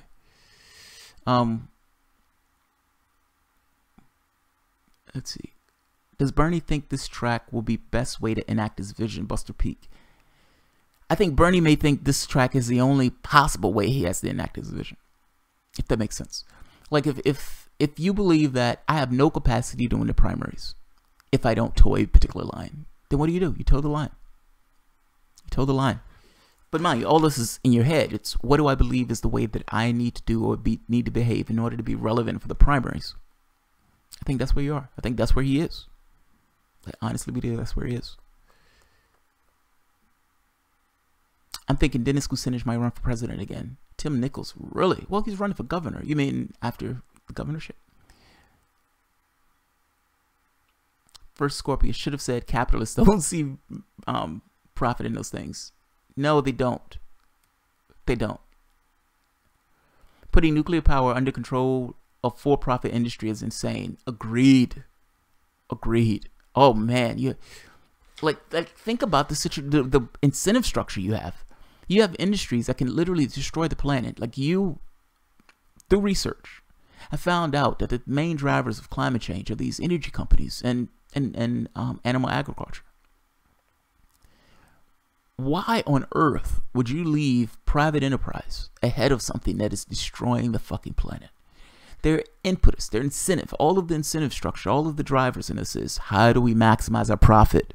When the study came out showing that what they were doing was damaging the environment, they hid and buried that study. They buried the study, and not just buried the study, put out research and think tanks and all this other stuff to try to act like there was some kind of confusion within the science, just like they were doing with cigarette companies. They're in a capitalistic system. Their modus operandi is how do I maximize my profit? If you're an energy company and it's just so happened that the way that you maximize your profit has a horrible societal effect, then we're sorry, we just have a horrible societal effect. You should not have that under private enterprise. That should not be in the hands of private enterprise. That is fucking insane. Punch a co-worker today. It's not a co-worker's fault. Jim Edwards is not a co-worker. That co-worker is just trying to get a job. He's just trying to have a job. And I got to be honest, like anybody else. If they told you they were going to take your job away, if you were doing coal or anything else, how would you feel about it? Fuck, man, I need to make a living. How am I going to pay for my wife and kid at my house? There's a way to do it. The way they do it is not the way to do it. However, I mean, they make this kind of process adversarial. If you're going to go into West Virginia, you're going to switch it over to something else, then you need to support the people who are there working in that industry, even if it takes a year, even if it takes 2 years. Otherwise, you're going to have a lot of very pissed off people who felt like you're taking their living away, where the rest of the country is like, your living is fucking us over. Now, they have a good point of saying this living wasn't fucking you over when you were using the energy from this particular industry all these years. That's the way to do it. It's just not it. They cut corners all the time, and as a result, the entire world has a thin layer of radioactive material covering it. Pretty much. Buster Peak, what do you think the political landscape will evolve into when they fail to win back any levels of power in 2018 and lose the presidential election again in 2020? I don't know if that's what's going to take place. So I'm inclined to believe that they will win in 2018. I think Trump is toxic. I think he's toxic. And I got to be honest, if Sanders loses in the primaries and he turns around and supports like Cory Booker, it would break me. It would break me. I would end this channel. I would be like, yeah, man, I'm done. I'm hanging up my head. I'm going back to software or something. It would hurt like nobody's business. Pursuit of profit over everything else is ruining our country. Then one, it is ruining the world. It is literally ruining the world. It's not just because you have to think of the ways your personal relationships, your interpersonal relationships. What do you act like when you're at work? Do you act like a human being or a robot? How many people are doing labor that they hate, meaning alienated labor? How many of those people are doing that labor purely just for a buck? Meaning they hate what they do all day and they go home just to get for a few hours of sunlight that's left, if they're lucky, play a little Xbox, and they get up and rinse and repeat and do the same thing. Working a job they hate for somebody who they don't particularly like and don't even think is that smart. I think I've worked with people where I thought to myself, how on earth did this guy get this degree, or how on earth did this guy achieve this particular result? And what I realized was people can be specifically good. So you can have somebody who may be good in software but know nothing about politics, or you can have somebody who's good in, you know, in a one specific field but is a fucking idiot in other stuff. That's the only way I can cut it. It's like Ben Carson seems like he was a decent surgeon. Bill Carson is a fucking idiot. Ben Carson is a fucking idiot. Yes, he may be good with the scalpel. No, he's not good with life skills and interacting with people, human beings. Democrats are in trouble. There's no unification. DNC is broke. There's no unifying message, and Trump's numbers are rising. Buster Peak, we will see. I'm skeptical, but we will see. We will see. I mean, we have to get close to the election. I mean, we're still, what? We're in nearly March, February. So March, April, May, June, July, August, September, November. We got like 8 months. Got like 8 months.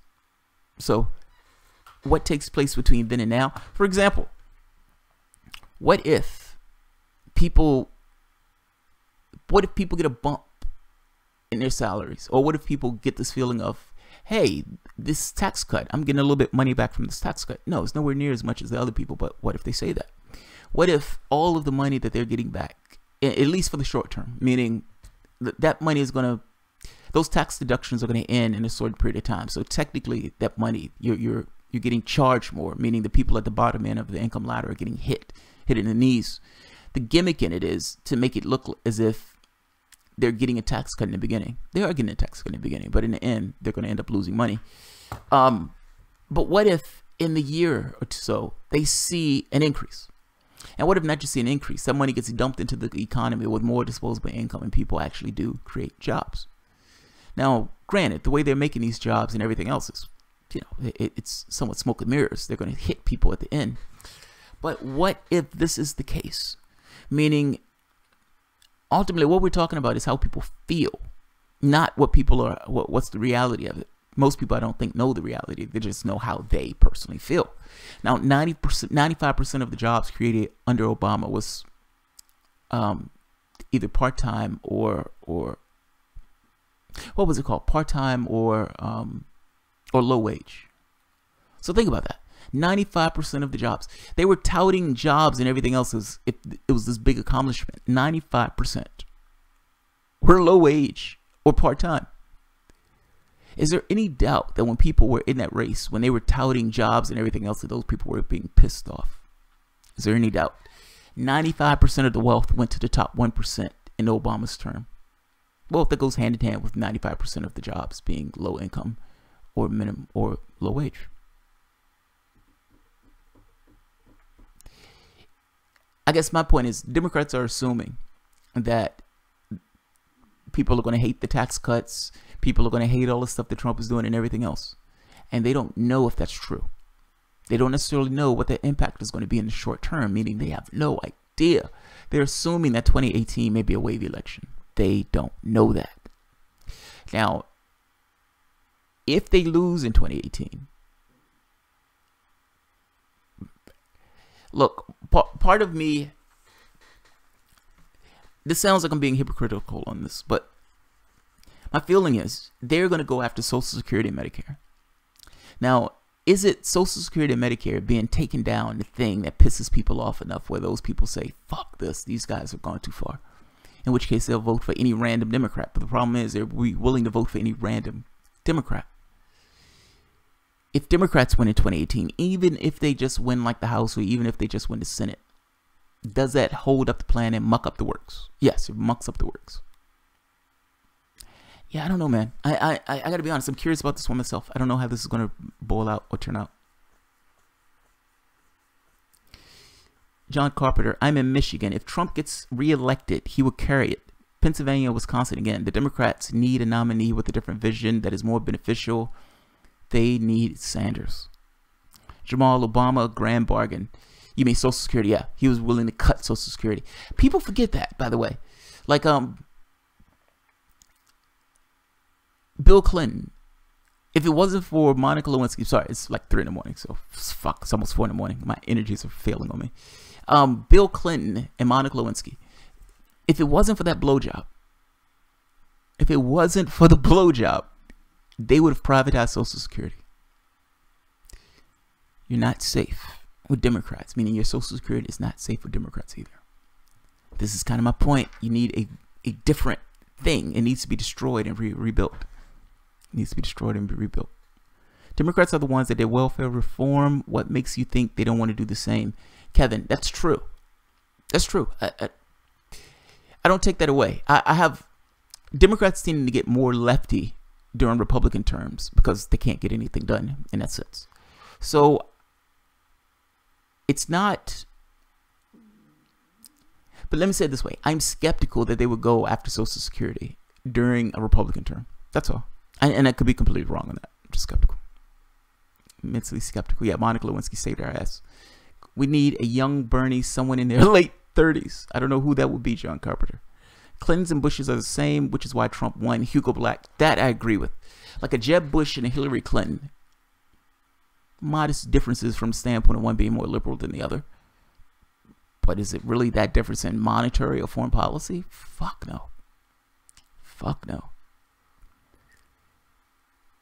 Belu, exactly. A blowjob saved the social safety net. Unbelievable, yeah. Yeah, it is. It's fucking amazing. I love it, but I can't do software. Can't ever do computers, really. Yep, it sucks. I'm not even sure Bernie, if he's able to get it past another Rick primary, could beat Trump in 20. I don't think it would even be close. I don't even think it'd be close. I mean, you have a bunch of people who voted for Trump just because they didn't have anybody else to vote for. They felt that my guy was shafted. I'm voting for this guy. You had other people who were independent saying at least the guy was talking about the economy. You don't have those advantages with Sanders. I mean, for the most part, he drains those people away. If you remember, when they were doing the polling in the election, Sanders was beating Trump by like 14, 20 points. I mean, he was just conking him. It wasn't even a contest.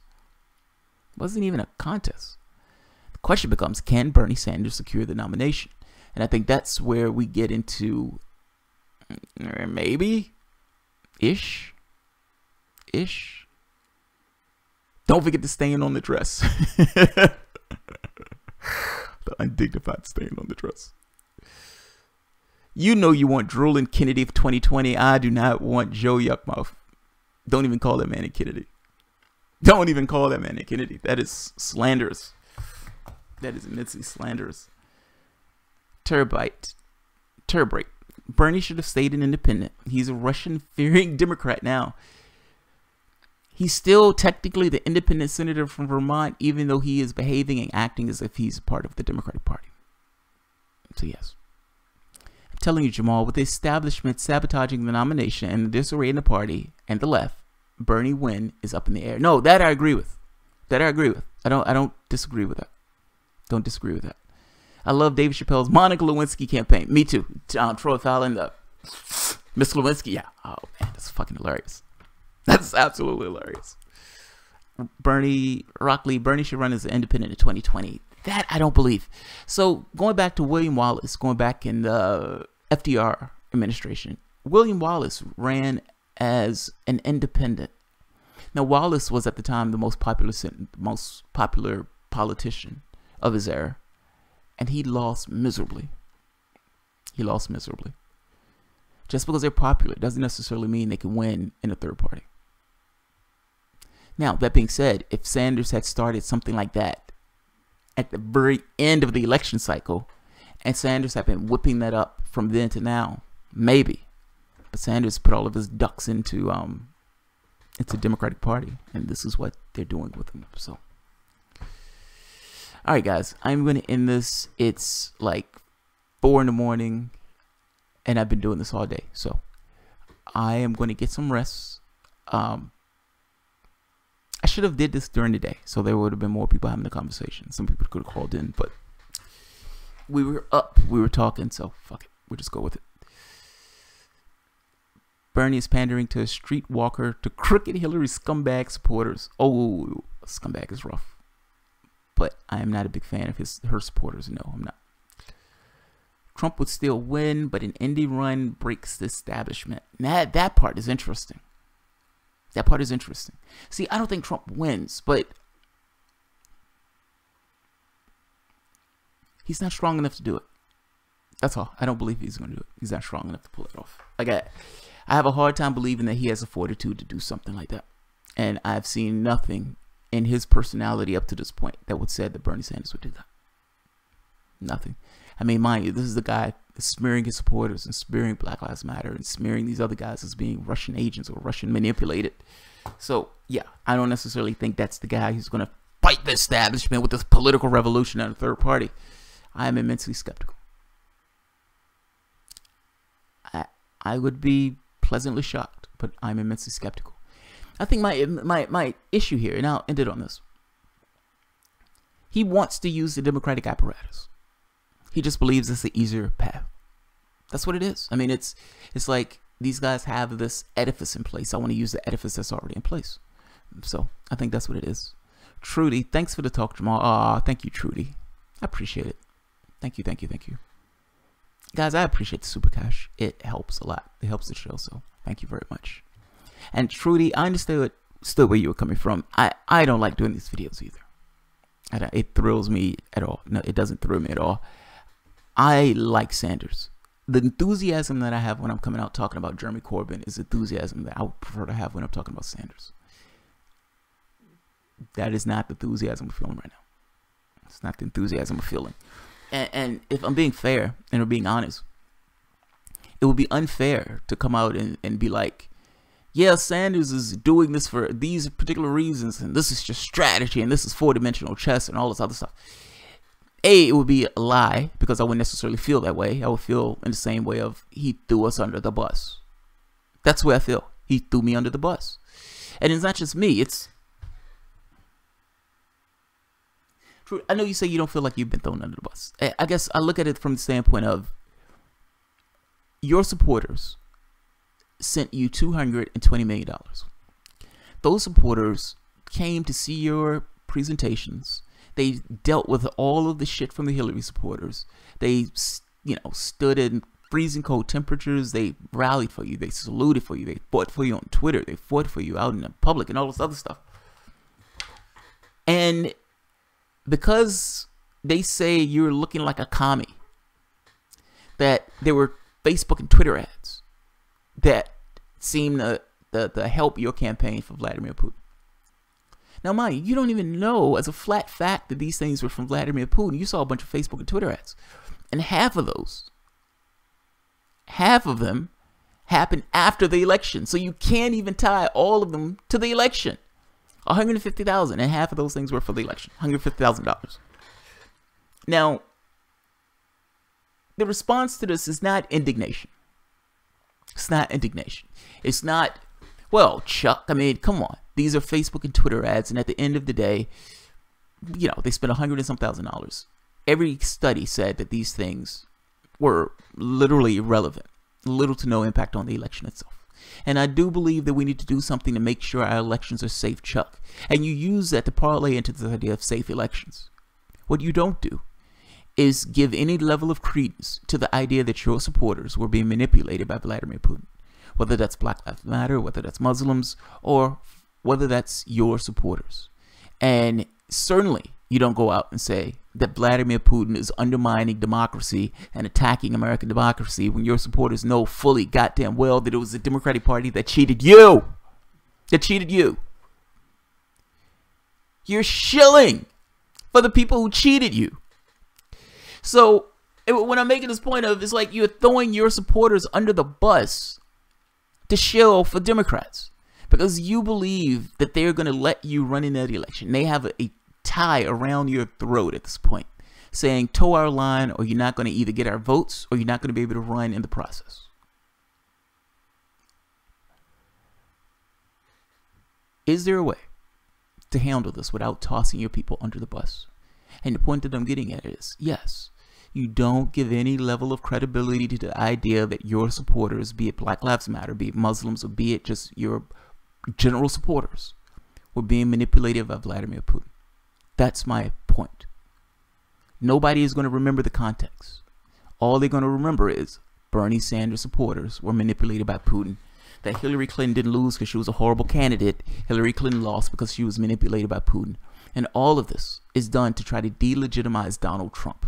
What Bernie Sanders doesn't realize that he's in some way also delegitimizing himself. If you're trying to say that people were looking for something different and they went to Trump because they were manipulated by Putin, does the same thing hold true for you and your supporters? And do these batshit crazy hill bots who are looking for any reason, any paradigm that would explain why their failed candidate lost that election, are they going to care about the context? That these things didn't matter, that these things were irrelevant, that these things had little to no effect on the election, that we ourselves have destroyed nations, that we ourselves are ingratiating ourselves or injecting ourselves into other nations, that the candidate who they themselves were trying to prop up, the most qualified woman in the history of the planet, that she herself wanted to get us more ensconced into a civil war. Do they understand? Like, I guess my issue here is you've given them ammunition to attack your supporters. That's my point. You've given them ammunition to attack you and your campaign. And you're doing this purely for this idea of being able to attack Donald Trump. I'm saying, can you attack Donald Trump? Can you parlay this without necessarily giving them ammunition to attack the people who are supporting you? Can you do that? Is it something that's in the power of one independent senator from Vermont? So, I guess that's the way I feel about it. That's my issue with all this. I hated watching that. Like no hedge. I hated watching that. And you watch that and you're like, is this the same guy that chained himself to a black woman? They tried to say that Martin Luther King was a communist and that he was being manipulated by communists. This is go back to J. Edgar Hoover. And then for us to get to this weird place where these guys are red menacing, and right off the bat, Russia at this point, not communist fortunately, but Russia has been attached to Black Lives Matter. And the person who's doing it was a person who at one point was chained to a black woman. I see this as problematic. I don't necessarily see this as minor. And maybe I see this purely from the standpoint of somebody who's a supporter of Sanders, who still supports Sanders, that type of stuff. And so I see stuff like this and I grimace because I feel like all of these people are out there pushing for you, and you fold like a cheap suit. When the spotlight gets on you, you're in front of Chuck Todd. So that's what I feel about it. Whether that's fair or not, it is what it is. It's true. Oh, Buster Peak 21. Thank you, man. Thank you, Buster. I appreciate it. Yeah, I appreciate it. All right, guys. I'm going to end this. We've gone almost 2 hours. And it is almost 4 in the morning, so my energies are fading. So I'm going to end this before I'm just babbling at this point, which I think I've probably already done for the last 30 minutes or so. So,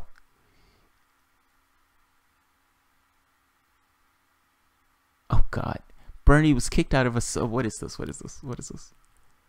Bernie was kicked out of a socialist commune for acting like such a revolutionary. He didn't lift a finger.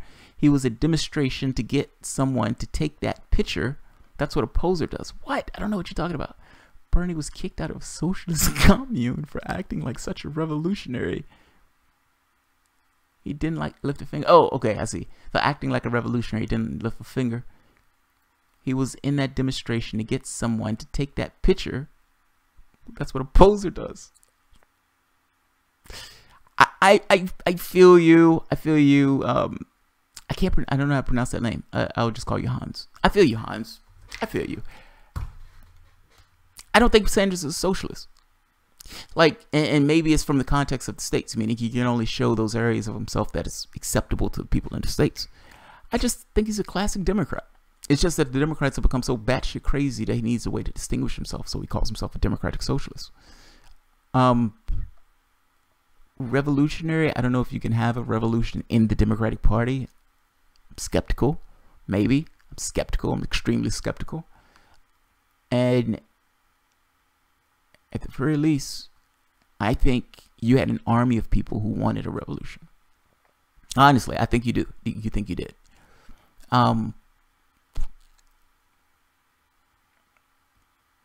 See, there's two ways to look at it. And I know that's how I was going to end this, but there's two ways to look at it. Running as a third party, I think weakens your position in 2016. I could be wrong. And I'm only looking at this from the context of what took place. But I like this idea of Hillary Clinton losing because of Hillary Clinton. I love that idea. Love it, love it, love it. Don't want to. I don't want the conversation to be Sanders running and help Hillary Clinton lose. And he's roughing. I don't want that conversation. I like the conversation that woman lost on her own because she just failed miserably on her own. By the same token, somebody made this point that running as a third party breaks the duopoly. It only breaks the duopoly if you win. Yeah, it only breaks it if you win. I mean, if Sanders gets a decent percentage of the vote, and the reason I say that, you can't even get Sanders in this conversation to push back on what Mr. Oblivious Chuck Todd is saying.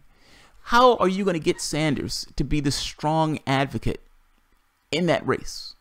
And even after that race, if Hillary Clinton loses? How? What do you think he would do at the end of that race when the reporters, Chuck Todd, Mr. Oblivious, is like, you help Hillary Clinton lose. Hey, it looks like Russians were helping your campaign. I mean, were Russians helping your campaign so you can make Hillary Clinton lose that election? He would fold like a cheap suit. It would just crumble. Just crumble in the sun. So I can't say them running as a third would have been the best case. Now, that being said, running as a third now, after allowing it to play out, saying, look, I did my best, I don't think the party can be changed, and turn both barrels on the Democratic Party while at the same time trying to build your own party. Yeah, if his energy was up, he could do it. That he could do. Because that's not purely dependent on one presidency to try to make it work. That's him abiding by the guidelines that he signed on to, and then in the next one saying, we need something different. He would have had all these lefties, all these independents, and by the way, conservatives. You must understand that Democrats and Republicans have become this kind of cultural touchstone. So it goes beyond just politics. It becomes this kind of cultural thing. That what aspect of the person is the person and what aspect of the person is the party. And sometimes those things get intermingled, meaning people take on certain positions because of the party, not necessarily because of that's what they actually believe if you had their head in a box. Those people don't necessarily have the cultural,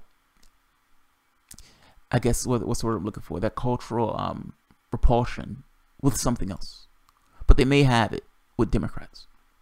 Meaning you may have somebody who say, I could never vote for a Democrat, but that guy, yeah, I vote for that guy. Providing that guy's not running in that party. Well, at that point, that guy wouldn't be running in that party. You would have something that's fundamentally different that these people don't necessarily know. As long as those people believe that your party has a chance of winning, meaning overcomes the threshold of legitimacy, you have a chance. You have a chance. It's Bernie fucking Sanders. He would have had a chance.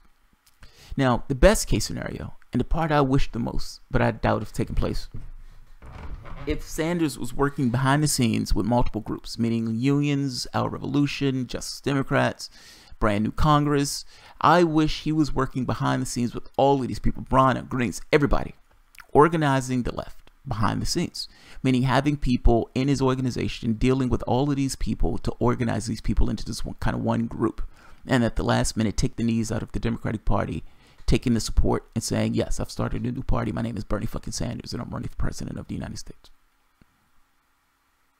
That's what I wish would have happened. That is not what happened. That is not what's taking place. So, somebody else more clever, yes. Somebody else more cutthroat, yes. Somebody else who cared less about parties in this case and cared more about getting shit done, yes. But Sanders has been in politics for a very long time. He is stuck in the ways that he's gone about his political career. So, I'm making excuses for him. I shouldn't do that. He's a grown man. I just had a video with his balls in a jar. There's no way to back away from that. So, I got neutered like Howard Dean. He got neutered like Howard Dean. Yeah, you said a balls in a jar. So balls in a jar. Do I see that picture? I don't think I got rid of it. But yes, it is difficult to see Bernie Sanders in this situation. And I understand people saying that, no, dude, it's not as bad as you think it is. And look, it's true that it's not as bad as we think it is from the standpoint of inherently Sanders is still Sanders. If you ask Sanders what he wants, Sanders will tell you exactly what he wants. problem with this is you are not getting the opportunity to hear exactly what Sanders wants, because Sanders is talking about fucking Russia. He's talking about Russia. And talking about how Russia helped his campaign and all this other stuff. So, neutered, yes. Unfortunate, yes. Slanderous, yes. And yeah, I guess my feeling is, I just wish that the likes of such a fucking idiot like Chuck Todd should not be able to push a person in that way. Shouldn't be able to push a person in that way. And the capacity for Sanders to hold his shape would have been nice to see in that moment, as opposed to just throwing lefties under the bus. So I'll leave it at that. Klubeck is the heart and soul of the DNC. Yes, he is. That plutocrat. Yes, he is. The guy with no neck. Yes, he is. Yes, he is. All right, guys. If you enjoy the content, feel free to share, like, subscribe, and of course, you could support the Patreon. Sorry, my mouth feels like I'm eating peanut butter. My mouth is getting sticky. I've been up for too long. All right, guys. And by the way, guys, let me make sure I caught everybody. Guys, thank you for the super cash. Just appreciate it. Thank you very much. And I don't know where you guys are, but you guys have a good night wherever you are. That's assuming it's night where you are. Some people may be in London. Is it night in London? 4, 5, 6, 7, 8, 9, 10. Yeah, it's daytime in London. All right, guys. Have a good night or day.